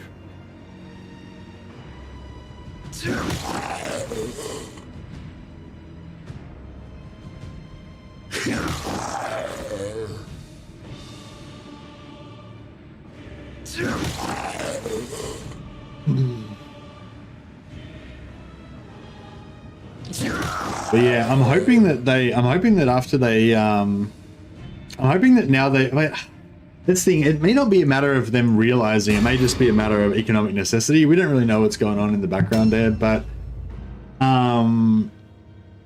it's not really a matter of the fans being generous or anything like that. It's just the way it is. Like, it's like if they make shit games, no one's gonna buy them, no one's gonna fucking play them. That's just, you know, like, you have to make good fucking games. Like, that's, you know. Whoa. He's using magic. Oh yeah, he's gonna get axed a question in a second.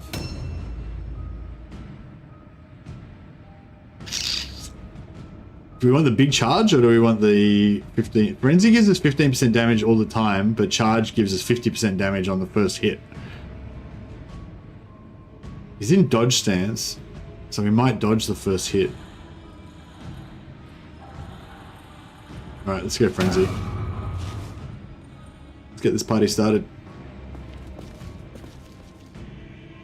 But yeah, so long story short, yeah, I think, like, Pharaoh, I'm not saying Pharaoh was a shit game, but I'm saying that I think it just didn't, they didn't invest enough into Pharaoh, you know?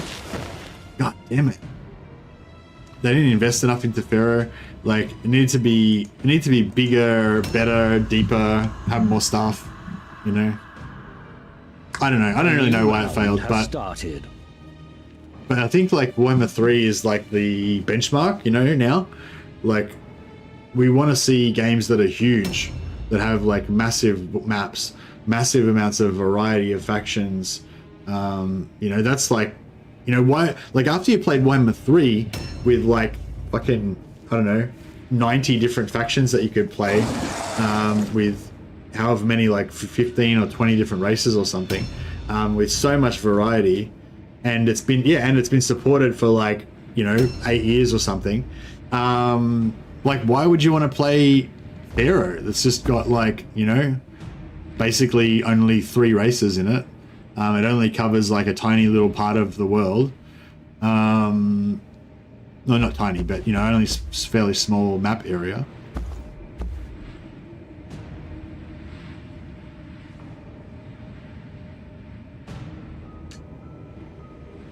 So yeah, so I don't know if it's like, I don't know if it's like fair or what, you know, but I think it's just the way it is, you know, like they can't make these little throwaway shitty saga games. No one gives a fuck about that shit. Sorry, I mean, I don't mean to be, I'm not angry with CA or anything. I'm just frustrated. I guess you get frustrated about things. But I'll try not to sound like I'm angry. I'm not angry. I think they just made a mistake with Pharaoh. You know, it's easy to say in hindsight, like maybe before it came out, you wouldn't have thought it was a mistake, but after it, now that it didn't do very well, it's like clear that they made a mistake. But the good thing is that I think they realized that they made a mistake, and hopefully that means that they're going to do much better from now on.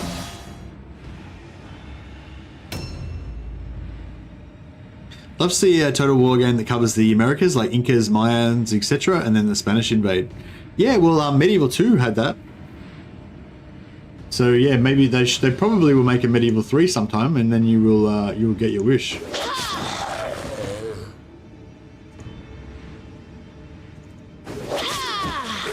Yeah, those guys don't actually drop their morale, so we're no closer to kind of winning. We'll just do a bit of a loot check. I don't think our guy that just went down had any... No, Gugliotti.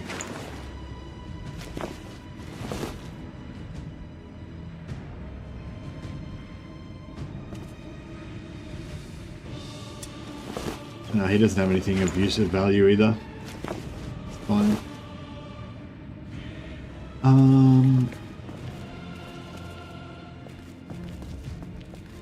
Oh, I can't quite squeeze in there.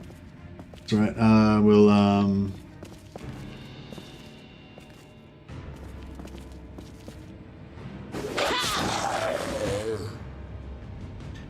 yeah, if you want like Total War Americas, I think that you're going to be waiting a long time for that one, Supertramp. Sorry, buddy. It'd be the same problem as yeah, same problem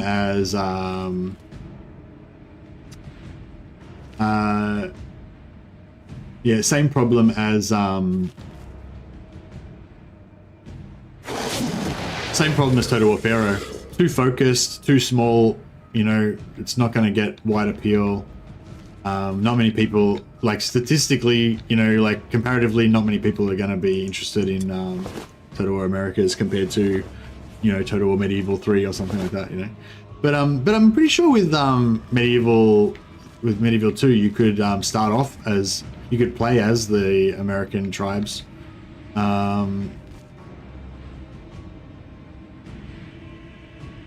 In one of the sub-campaigns or whatever.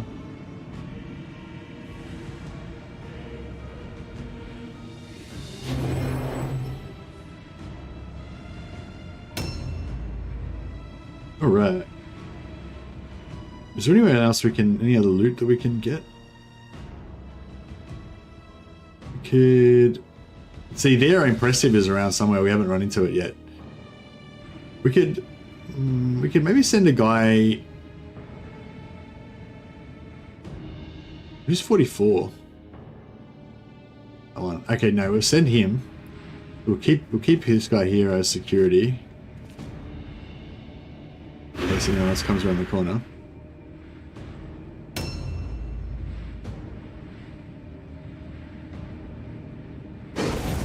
Use order to get Elizabeth to axe this guy. A few times.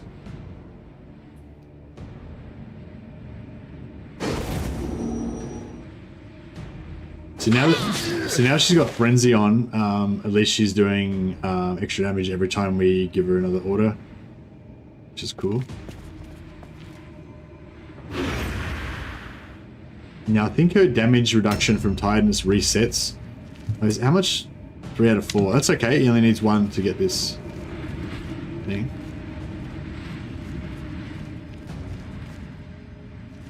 I wonder if we could... I could probably just get around here. Yeah, if we get like 1 or 2 more turns, we should be able to grab that last one.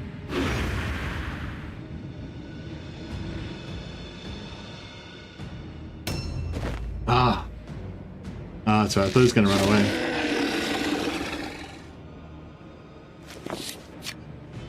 Yeah, this necromancer's not going to have a good day.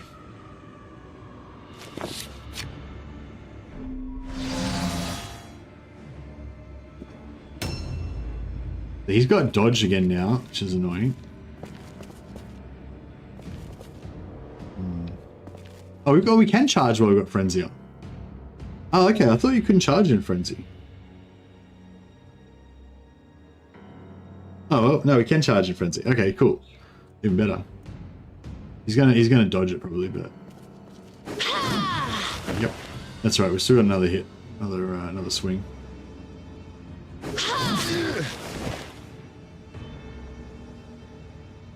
We'll get him next time. Does anyone know, can you use insult when you are frenzied? I think you can't really use anything. A new round has started. And I think you can use many non-combat abilities when you're in frenzy. I'm pretty sure you probably can't use insult. I'm just trying to think, if we're gonna make her a frenzy, like a full-time frenzier, I'm just trying to think what else we could give her.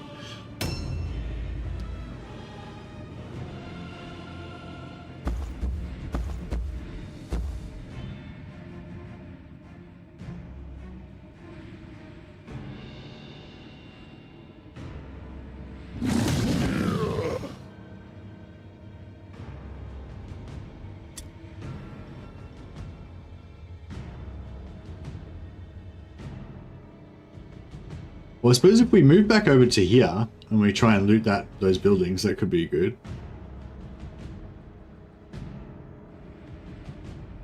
Or maybe we should just try and end it.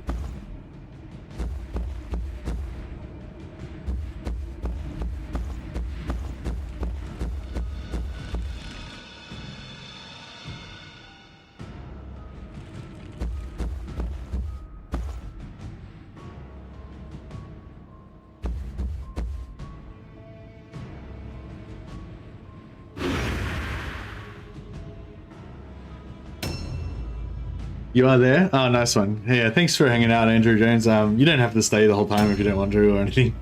Totally fine. But I appreciate you helping out moderating over on Twitch for me. But yeah, I think with Twitch, it's sort of like you need to already have a big following in order for people to see you on the discovery, and you know, for you to show up in the top list. Actually, yeah, maybe you can tell me, Andrew Jones. If you search like Mordheim, is there a heap of people playing Mordheim like that we're below on Twitch or whatever?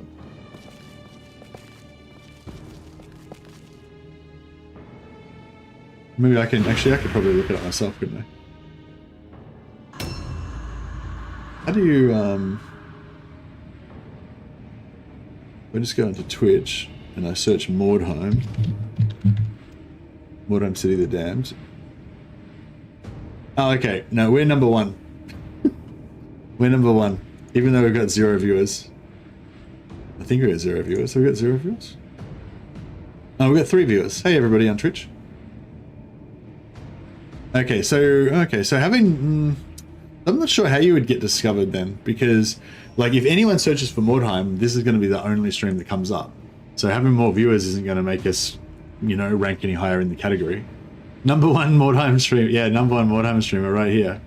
But I don't know, actually. Hey, is anyone in Twitch, anyone who's on Twitch, is there anyone on Twitch who found this stream through Twitch, who isn't just like double watching on both YouTube and Twitch?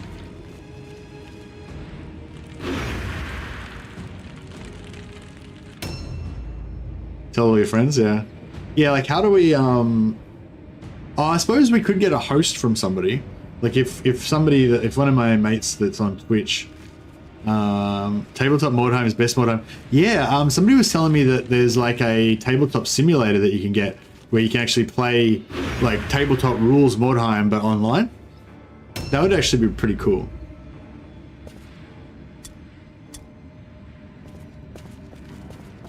So yeah, so this is a bit of a funny one, because with vampires, they don't break morale when you kill their zombies. Like, it doesn't cost them any morale. So they took a big chunk of morale when we killed their hero, but they're still 52 out of 39. So they probably got like, so we've killed their lord and we've killed their hero. They've probably got another hero that we haven't killed yet somewhere, like a vampire or something, and they've got their impressive. So if we kill Maybe we only need to kill one of them, but if we kill both of them, they'll definitely break. But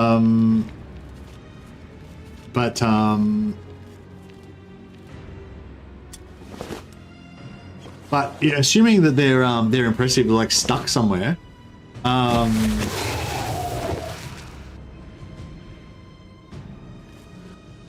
We can potentially just go around and like loot the whole map before that, and not kill them. So that could be interesting. Without people knowing who you are on Twitch, there's probably not enough people viewing the category of Mordheim to join in. Yeah, that's true. Yeah, I guess if I streamed, Warhammer 3, then yeah, there'd be more people viewing the category. I wonder how whether we would rank like highly in the category though.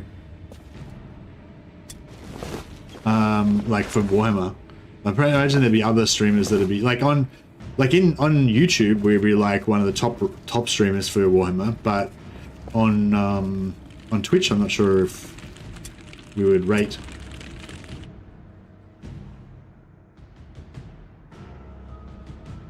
Where's our wagon? I've lost my wagon. Oh, it's right here. So we can go and put stuff in the wagon if we want to offload our junk. So Lisbeth's got like 6 loot capacity. So we can take her over here.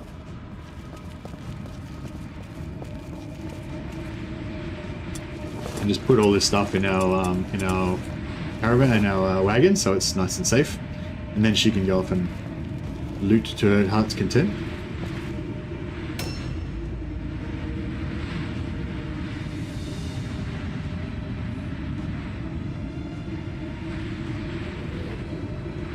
A new round has started. Yeah, I'll try that. I might try that when I start a new Warhammer campaign.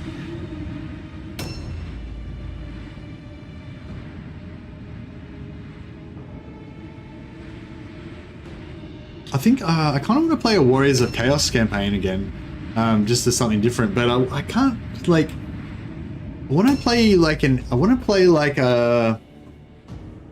want to get into the mid game, but Warriors of Chaos, they're so strong that it's like, you know what I mean? Like you just already won by the time you get to the mid game. So it's like, yeah. So I want to play like Warriors of Chaos, but somehow make it slow the game down. But I feel like if you slow the game down with arbitrary house rules and stuff like that, it doesn't really translate that well for people who are watching to really understand, you know, what you're trying to do. Whereas if you have like a cheesy kind of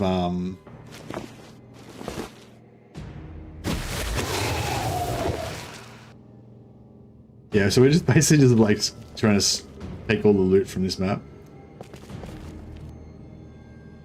I don't know, I kind of think maybe we should just finish it and get a new map going, because we'll get because we've got so many dudes, we'll basically after the map wins, we'll get maybe 30% to 50% at least of the remaining loot that's on the map, just automatically. So if we go and manually pick up every piece of loot, then obviously we'll get 100%. But that will take a while. Whereas if we just end the game now, then we'll get most, you know, we'll probably get a lot of the stuff anyway. I mean, in general, I'd say just cycling maps fast is probably the way to go. But I don't know. Let's just see how we go. There's no mid game with Warriors of Chaos. Either they fight. It's either a fight for survival or a steamroll. Yeah, I feel like it's a bit like that. But I don't know. Like, yeah. I think one of the big problems with Warriors of Chaos is that it's too easy to get aspiring champions and Chaos Trolls. Like. Yeah, there's at first you don't have any aspiring champions, and Chaos Trolls are a bit rare. You know, they're a bit few and far between. But as you play through, you rapidly get to the point where you just recruiting heaps of aspiring champions all over the place in all your different zones, yeah, because Chaos Trolls and aspiring champions are everywhere, and then you don't. It's super easy to just steamroll everything once you got a few armies of aspiring champions and trolls.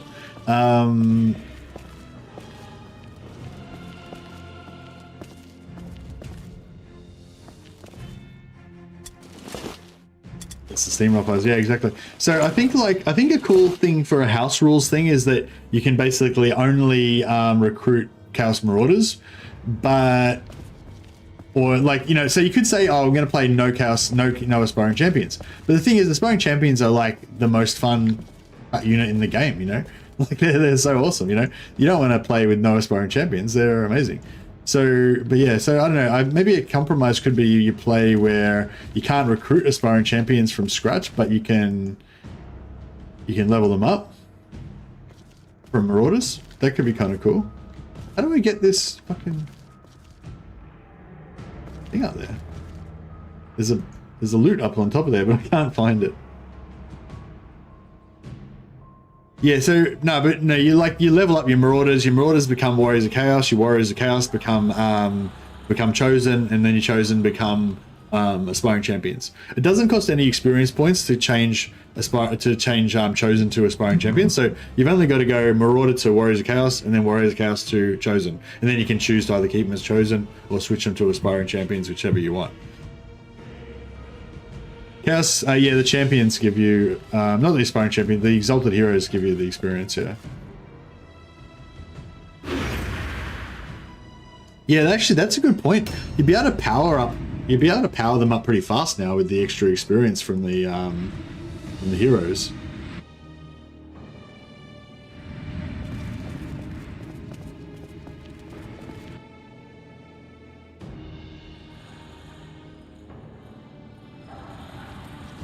We've got a ghoul here that's about to loot this anyway, but just speed things up a bit, get Elizabeth to get it.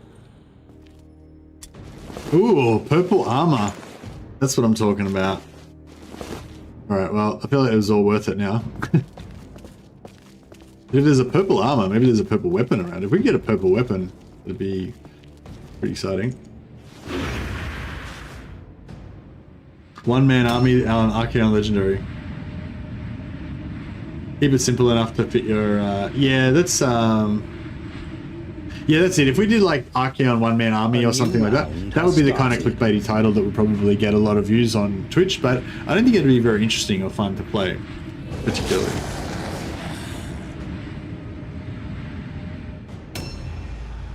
Only one Aspiring Champion group per army.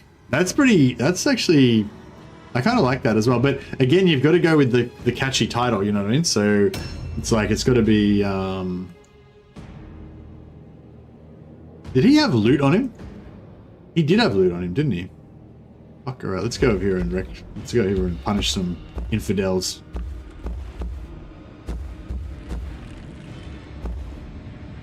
Alright, so the mission is to try to retrieve the loot.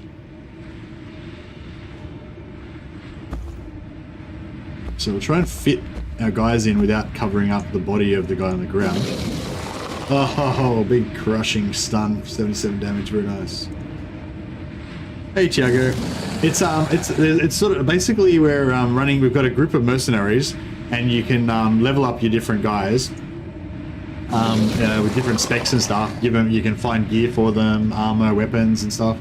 And we want to basically go into the cursed city of Mordheim and capture the Wordstones, which is kind of like this magical Warpstone stuff that is valuable. Basically, that's our primary objective, to get the Warpstone. But along the way, we want to like level up our guys, find magical items, and all that kind of stuff. And yeah, and you just keep going on missions. You just keep going on missions to loot more and more good stuff, and level up your warband. Okay, I want to loot this guy's body. Oh, he's got all the good stuff.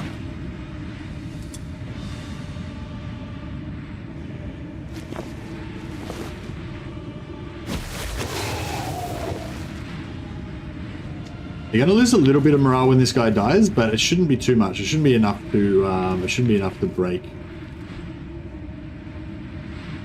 So we won't charge, or even though I do say always be charging, we won't charge in this situation because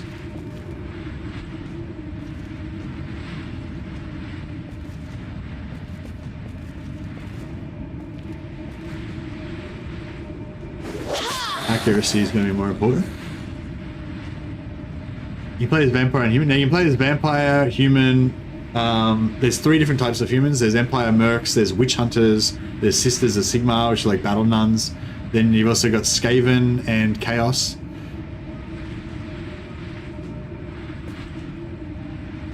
Yeah, there's 6 different races. Nothing special there.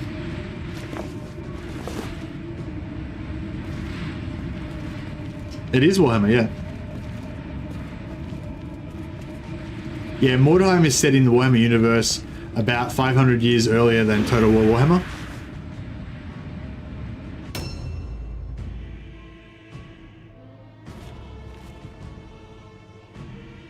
What about if we called the stream like Champions? No, that's not. I was gonna say call the stream like Champions Journey or something, you know. And is that the? No, that's not it. Where's this green? Where's this wordstone? It's okay. It's upstairs. Okay, let's do it. Let's go upstairs. Oh, okay, actually, so here, even though this seems like the path to upstairs, actually, if we go here, it's actually better because now the blue circle encapsulates the staircase, so we can go all the way up without using any pills, and then grab our loots. You have this game on your wish list for 2 years. I'm like, is it worth it? Oh, well, Thiago, the answer is yes, it is worth it because you can get it super cheap. If you check on Steam, it's often on special for like 90% off. You can usually get it for like $2 or $3. If it's currently not on Steam if it's currently not on special on Steam, check GOG or Instant Gaming. They're both reputable companies that give you a Steam key, so you can buy a Steam key from there and then use it on Steam. And yeah, you should be able to get the base game for like $3 or a couple of euro. CD keys. Yeah, somebody just said that it's on CD keys right now for like €1. So yes, it is 100% worth it. Like I reckon this game is literally worth full price. Like yeah, like I would pay $25 for this game in a heartbeat. It's definitely worth it. But you don't have to. The good thing is you don't have to pay $25. You only have to pay like $1 or $2, and it's 100% worthwhile. Like I don't really like to promote games particularly or like tell people what they should do with their money or whatever, but I feel very confident saying that there is no one that would spend $2 on this game and think that it was not worth it. Yeah, you should buy it right now, Tiago. Get on board. Tell us what Warband you're starting up. Get it installed. Let's do it. Let's do this. Go to work tomorrow? Fuck work. No, make sure you go to work. But nah, it's a good game. You will have a blast. You will get good amount of enjoyment out of it for the money. Where is this fucking bit of? I can't find my way to this bit of loot up here. Where is it? How do we get there? Can't get enough good vision to be able to figure out how to get up there. Oh, is this it here? Ah. The braces we can't equip on. It's only Chaos that can wear them, but still, it's cool. All the DLC is good. The race packs I'd go for first. Yeah, I'd put the race packs the top priority. So the vampire race and the witch hunter race, they're both really good. You buy the DLC, you get the whole race. Then there's all these little DLCs that just give you like a single hero. I'd probably grab them all as well, just because I like to just get everything for a game. But it's up to you, man. But I wouldn't worry about the DLCs. Like for now, you don't need the DLCs. Like they don't add like a lot to the game necessarily. I just buy the base game. It's like $2. Just start up a new Warband and yeah, you'll experience the joy. Then you'll probably want to come back and just buy everything for it just because. But you don't need to. Like, yeah, if you just want to try it out, seriously, just get the base game for $2. It's like a complete experience, and it'll be good.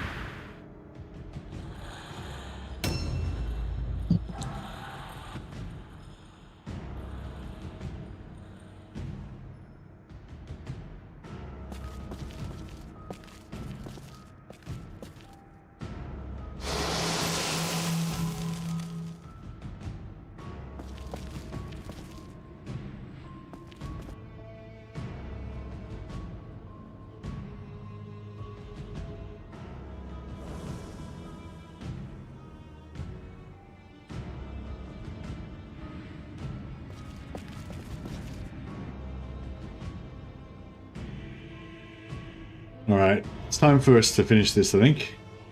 There is one more loot there. There's a few more loots here that we could grab. But yeah, I think we'll start positioning ourselves to end this in this match. Oh, there was more loot. Oh, we left loot on the ground here, didn't we?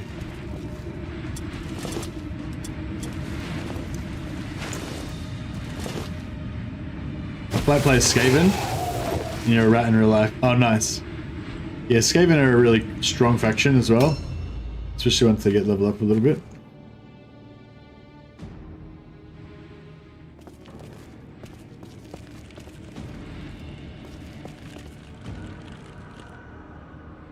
I'm really hanging to start it. No, I don't know. I really like this warband as well, but I kind of want to start a new warband of like mercs or something, just to show off the early game. But I also want to keep working on our Witch Hunter warband.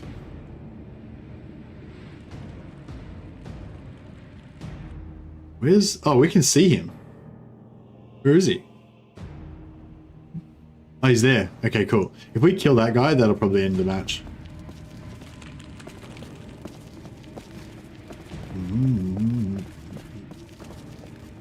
Or we can make it.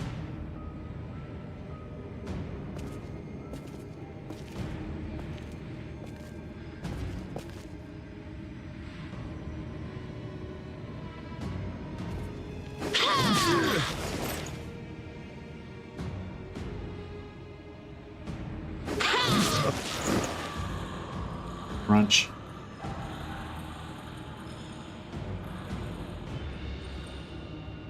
Yeah, as soon as you drop this guy, we should be good. You got the game for €2, got the game in the Witch Hunter DLC. Oh, nice. How much was the Witch Hunter DLC? Was that cheap too, or not so cheap? I'd highly recommend the Vampires DLC as well if it's cheap. A new round. Well, even if it's not cheap, I'd still recommend it. But yeah, if it's really cheap, I'd just grab it as well. It's good. Oh, actually, whatever. Yeah, just play your Scaven first. It's $1.33. Oh, perfect. Yeah, just start your Scaven warband, because having a whole bunch of extra warbands is not going to increase your enjoyment of the Scaven, you know, because you only play one warband at a time. So yeah, play your Scaven warband, see if you like the game, and then yeah, see how you go from there. I wonder if this is their last dude left. Oh no, they've still got their impressive somewhere.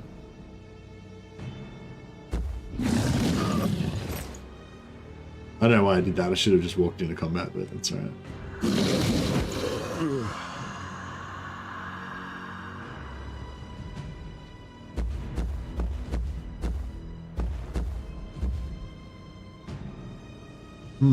Can't see any of their other dudes.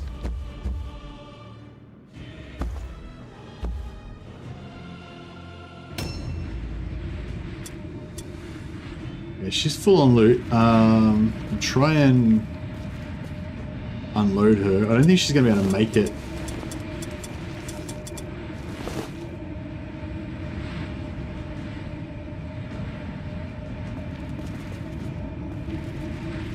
I think she's gonna be able to make it over here to loot, but we'll try.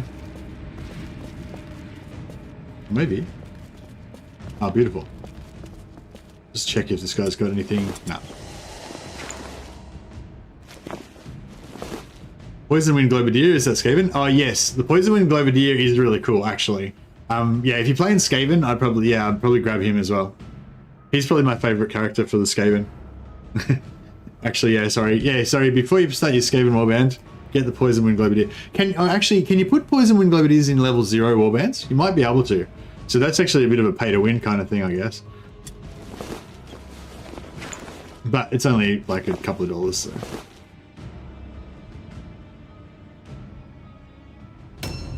But yeah, no, the DLC, the special DLC heroes you can use for any like the evil ones you can use for any evil race, and the good ones you can use for any good race.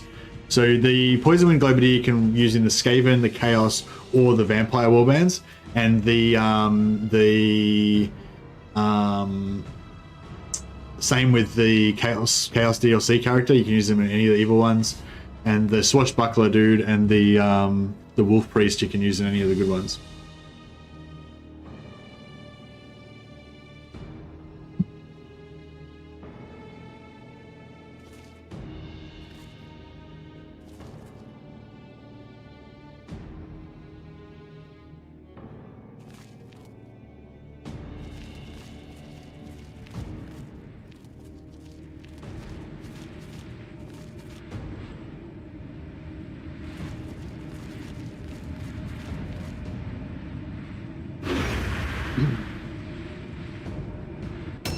Yeah, so you see there, their morale is 25 over 39.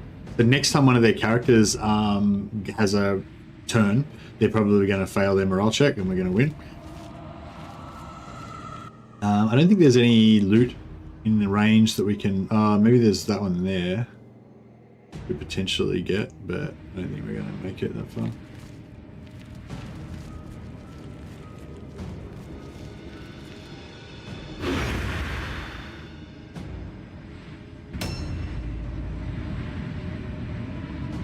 Yeah, Scaven are pretty a little bit squishy in the early game, but I mean, to be fair, everybody's kind of squishy in the early game.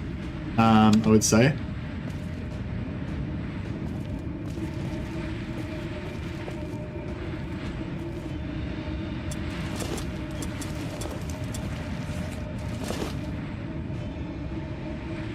But yeah, once you've got your henchmen leveled up, then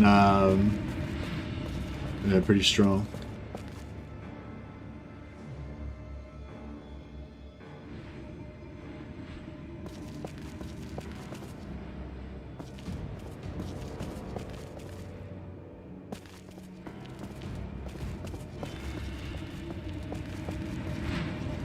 So,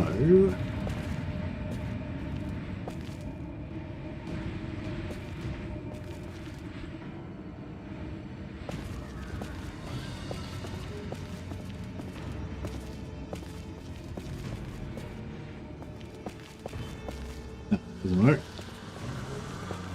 I'm stuck now.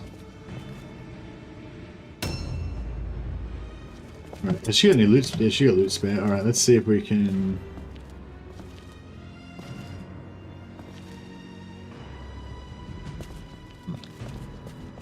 Let's try and be sneaky with our movement.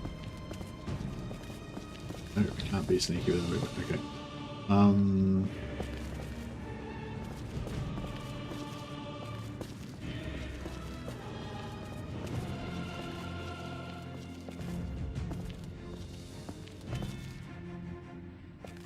There's nothing we can really do here. That's alright.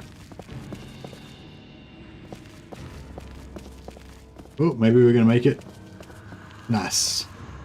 One more piece of loot before the game ends. Sisters are pretty tanky from the start, I'd say. Probably a good start of Warband. Haven't played them all. Sisters, yeah. I mean, sisters are the tankiest, I would say, from the start. And they get somewhat tanky kind of pretty early.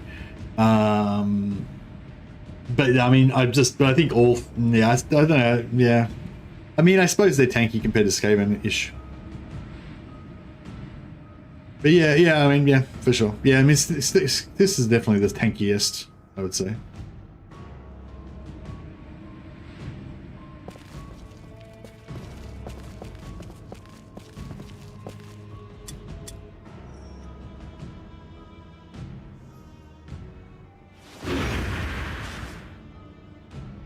Right, we should get an ambush. I mean, we should get a failed route test. A new round has started. There we go. All right, that was a good loot. I'd say if sisters are the easiest, because I think like your performance has validated the trust Count Vlad has placed in you. Demonstrate your loyalty and enjoy the favor of the von Carsteins. Indeed. I think regardless of which faction you play, at level 0, it's just all about melee and stacking up 2-on-1 basically, or 5-on-1, you know. Is the most, yeah, it's basically just that really basic game of just trying to keep all you guys together as much as you can. Don't like be tempted to send guys off by themselves because they'll just die. Keep all you guys together, and when you're in combat, try to always go 2-on-1 unless the enemy's got immunity to all alone. Remarkable. Nice. Yeah, local superiority, outnumbering them is what we want. And that works the same. That's the same for all factions. Remarkable. But because early game sisters are very like basic melee focused, that works really well for them. They don't have any ranged troops anyway. Remarkable. Okay, we got that purple light armor's glorious.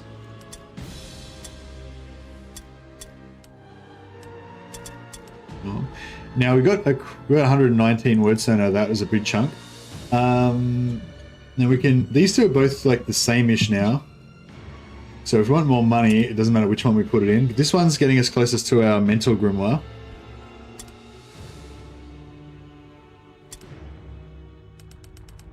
And we also just want more money. We've got 3,000. Actually, no, 3,000 is enough now, really. But we'll take a little bit more. Just for extra cash. And then we can switch back to our main one, maybe. Or we could, actually, maybe we should just go fully into Black Pit now. And just only do Von Carstein when we need to pay our shipments.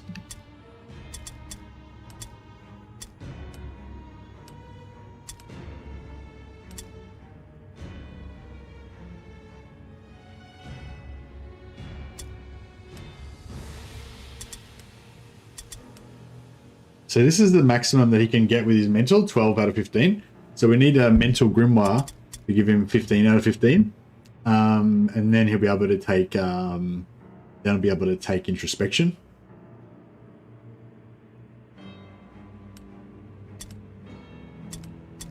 So yeah, so we want this skill, introspection.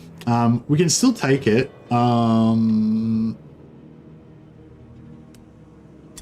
It only takes one turn to do it, so if we do it before we end the turn, he'll be able to have that in time for next turn.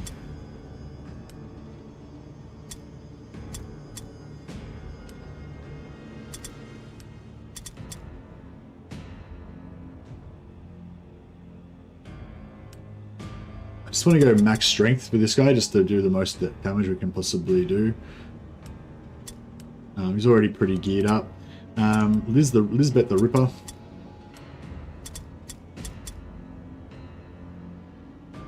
Oh no, this is not Lisbeth the Ripper, this is just our other dude. Yeah, I'm still not sure what I'm going to do with those.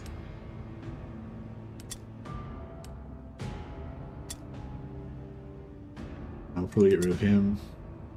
Probably get rid of him.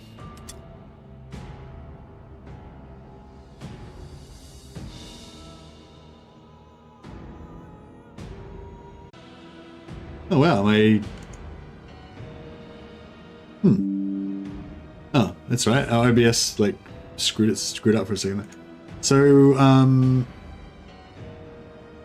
yeah, I'm really enjoying my warband, my vampire warband here, but I'm like, all this talk about starting new warbands is just getting me like pumped to start a new warband. So I think I might just quickly start a new stream with a new warband. So I'm gonna just run a little poll here for you guys. So let's just jump out of here for a second. Actually, I'll just start a new stream first, and then we'll figure out what we're gonna do. We'll do the poll in the new stream, so you guys can, you know, whoever's interested in that can poll the new stream, and if you're not interested, then you can, you know, not be there, basically. So yeah, so everyone, thanks for everyone for coming for the stream. If you want to see the new and improved Mordheim stream that we're about to start with a totally new warband, then stand by. Sorry if it's a bit annoying, like kicking over to a new one. If you're on YouTube, it'll automatically host you onto the new stream. If you're on Twitch, I don't know how to do that, so you'll have to just hang tight.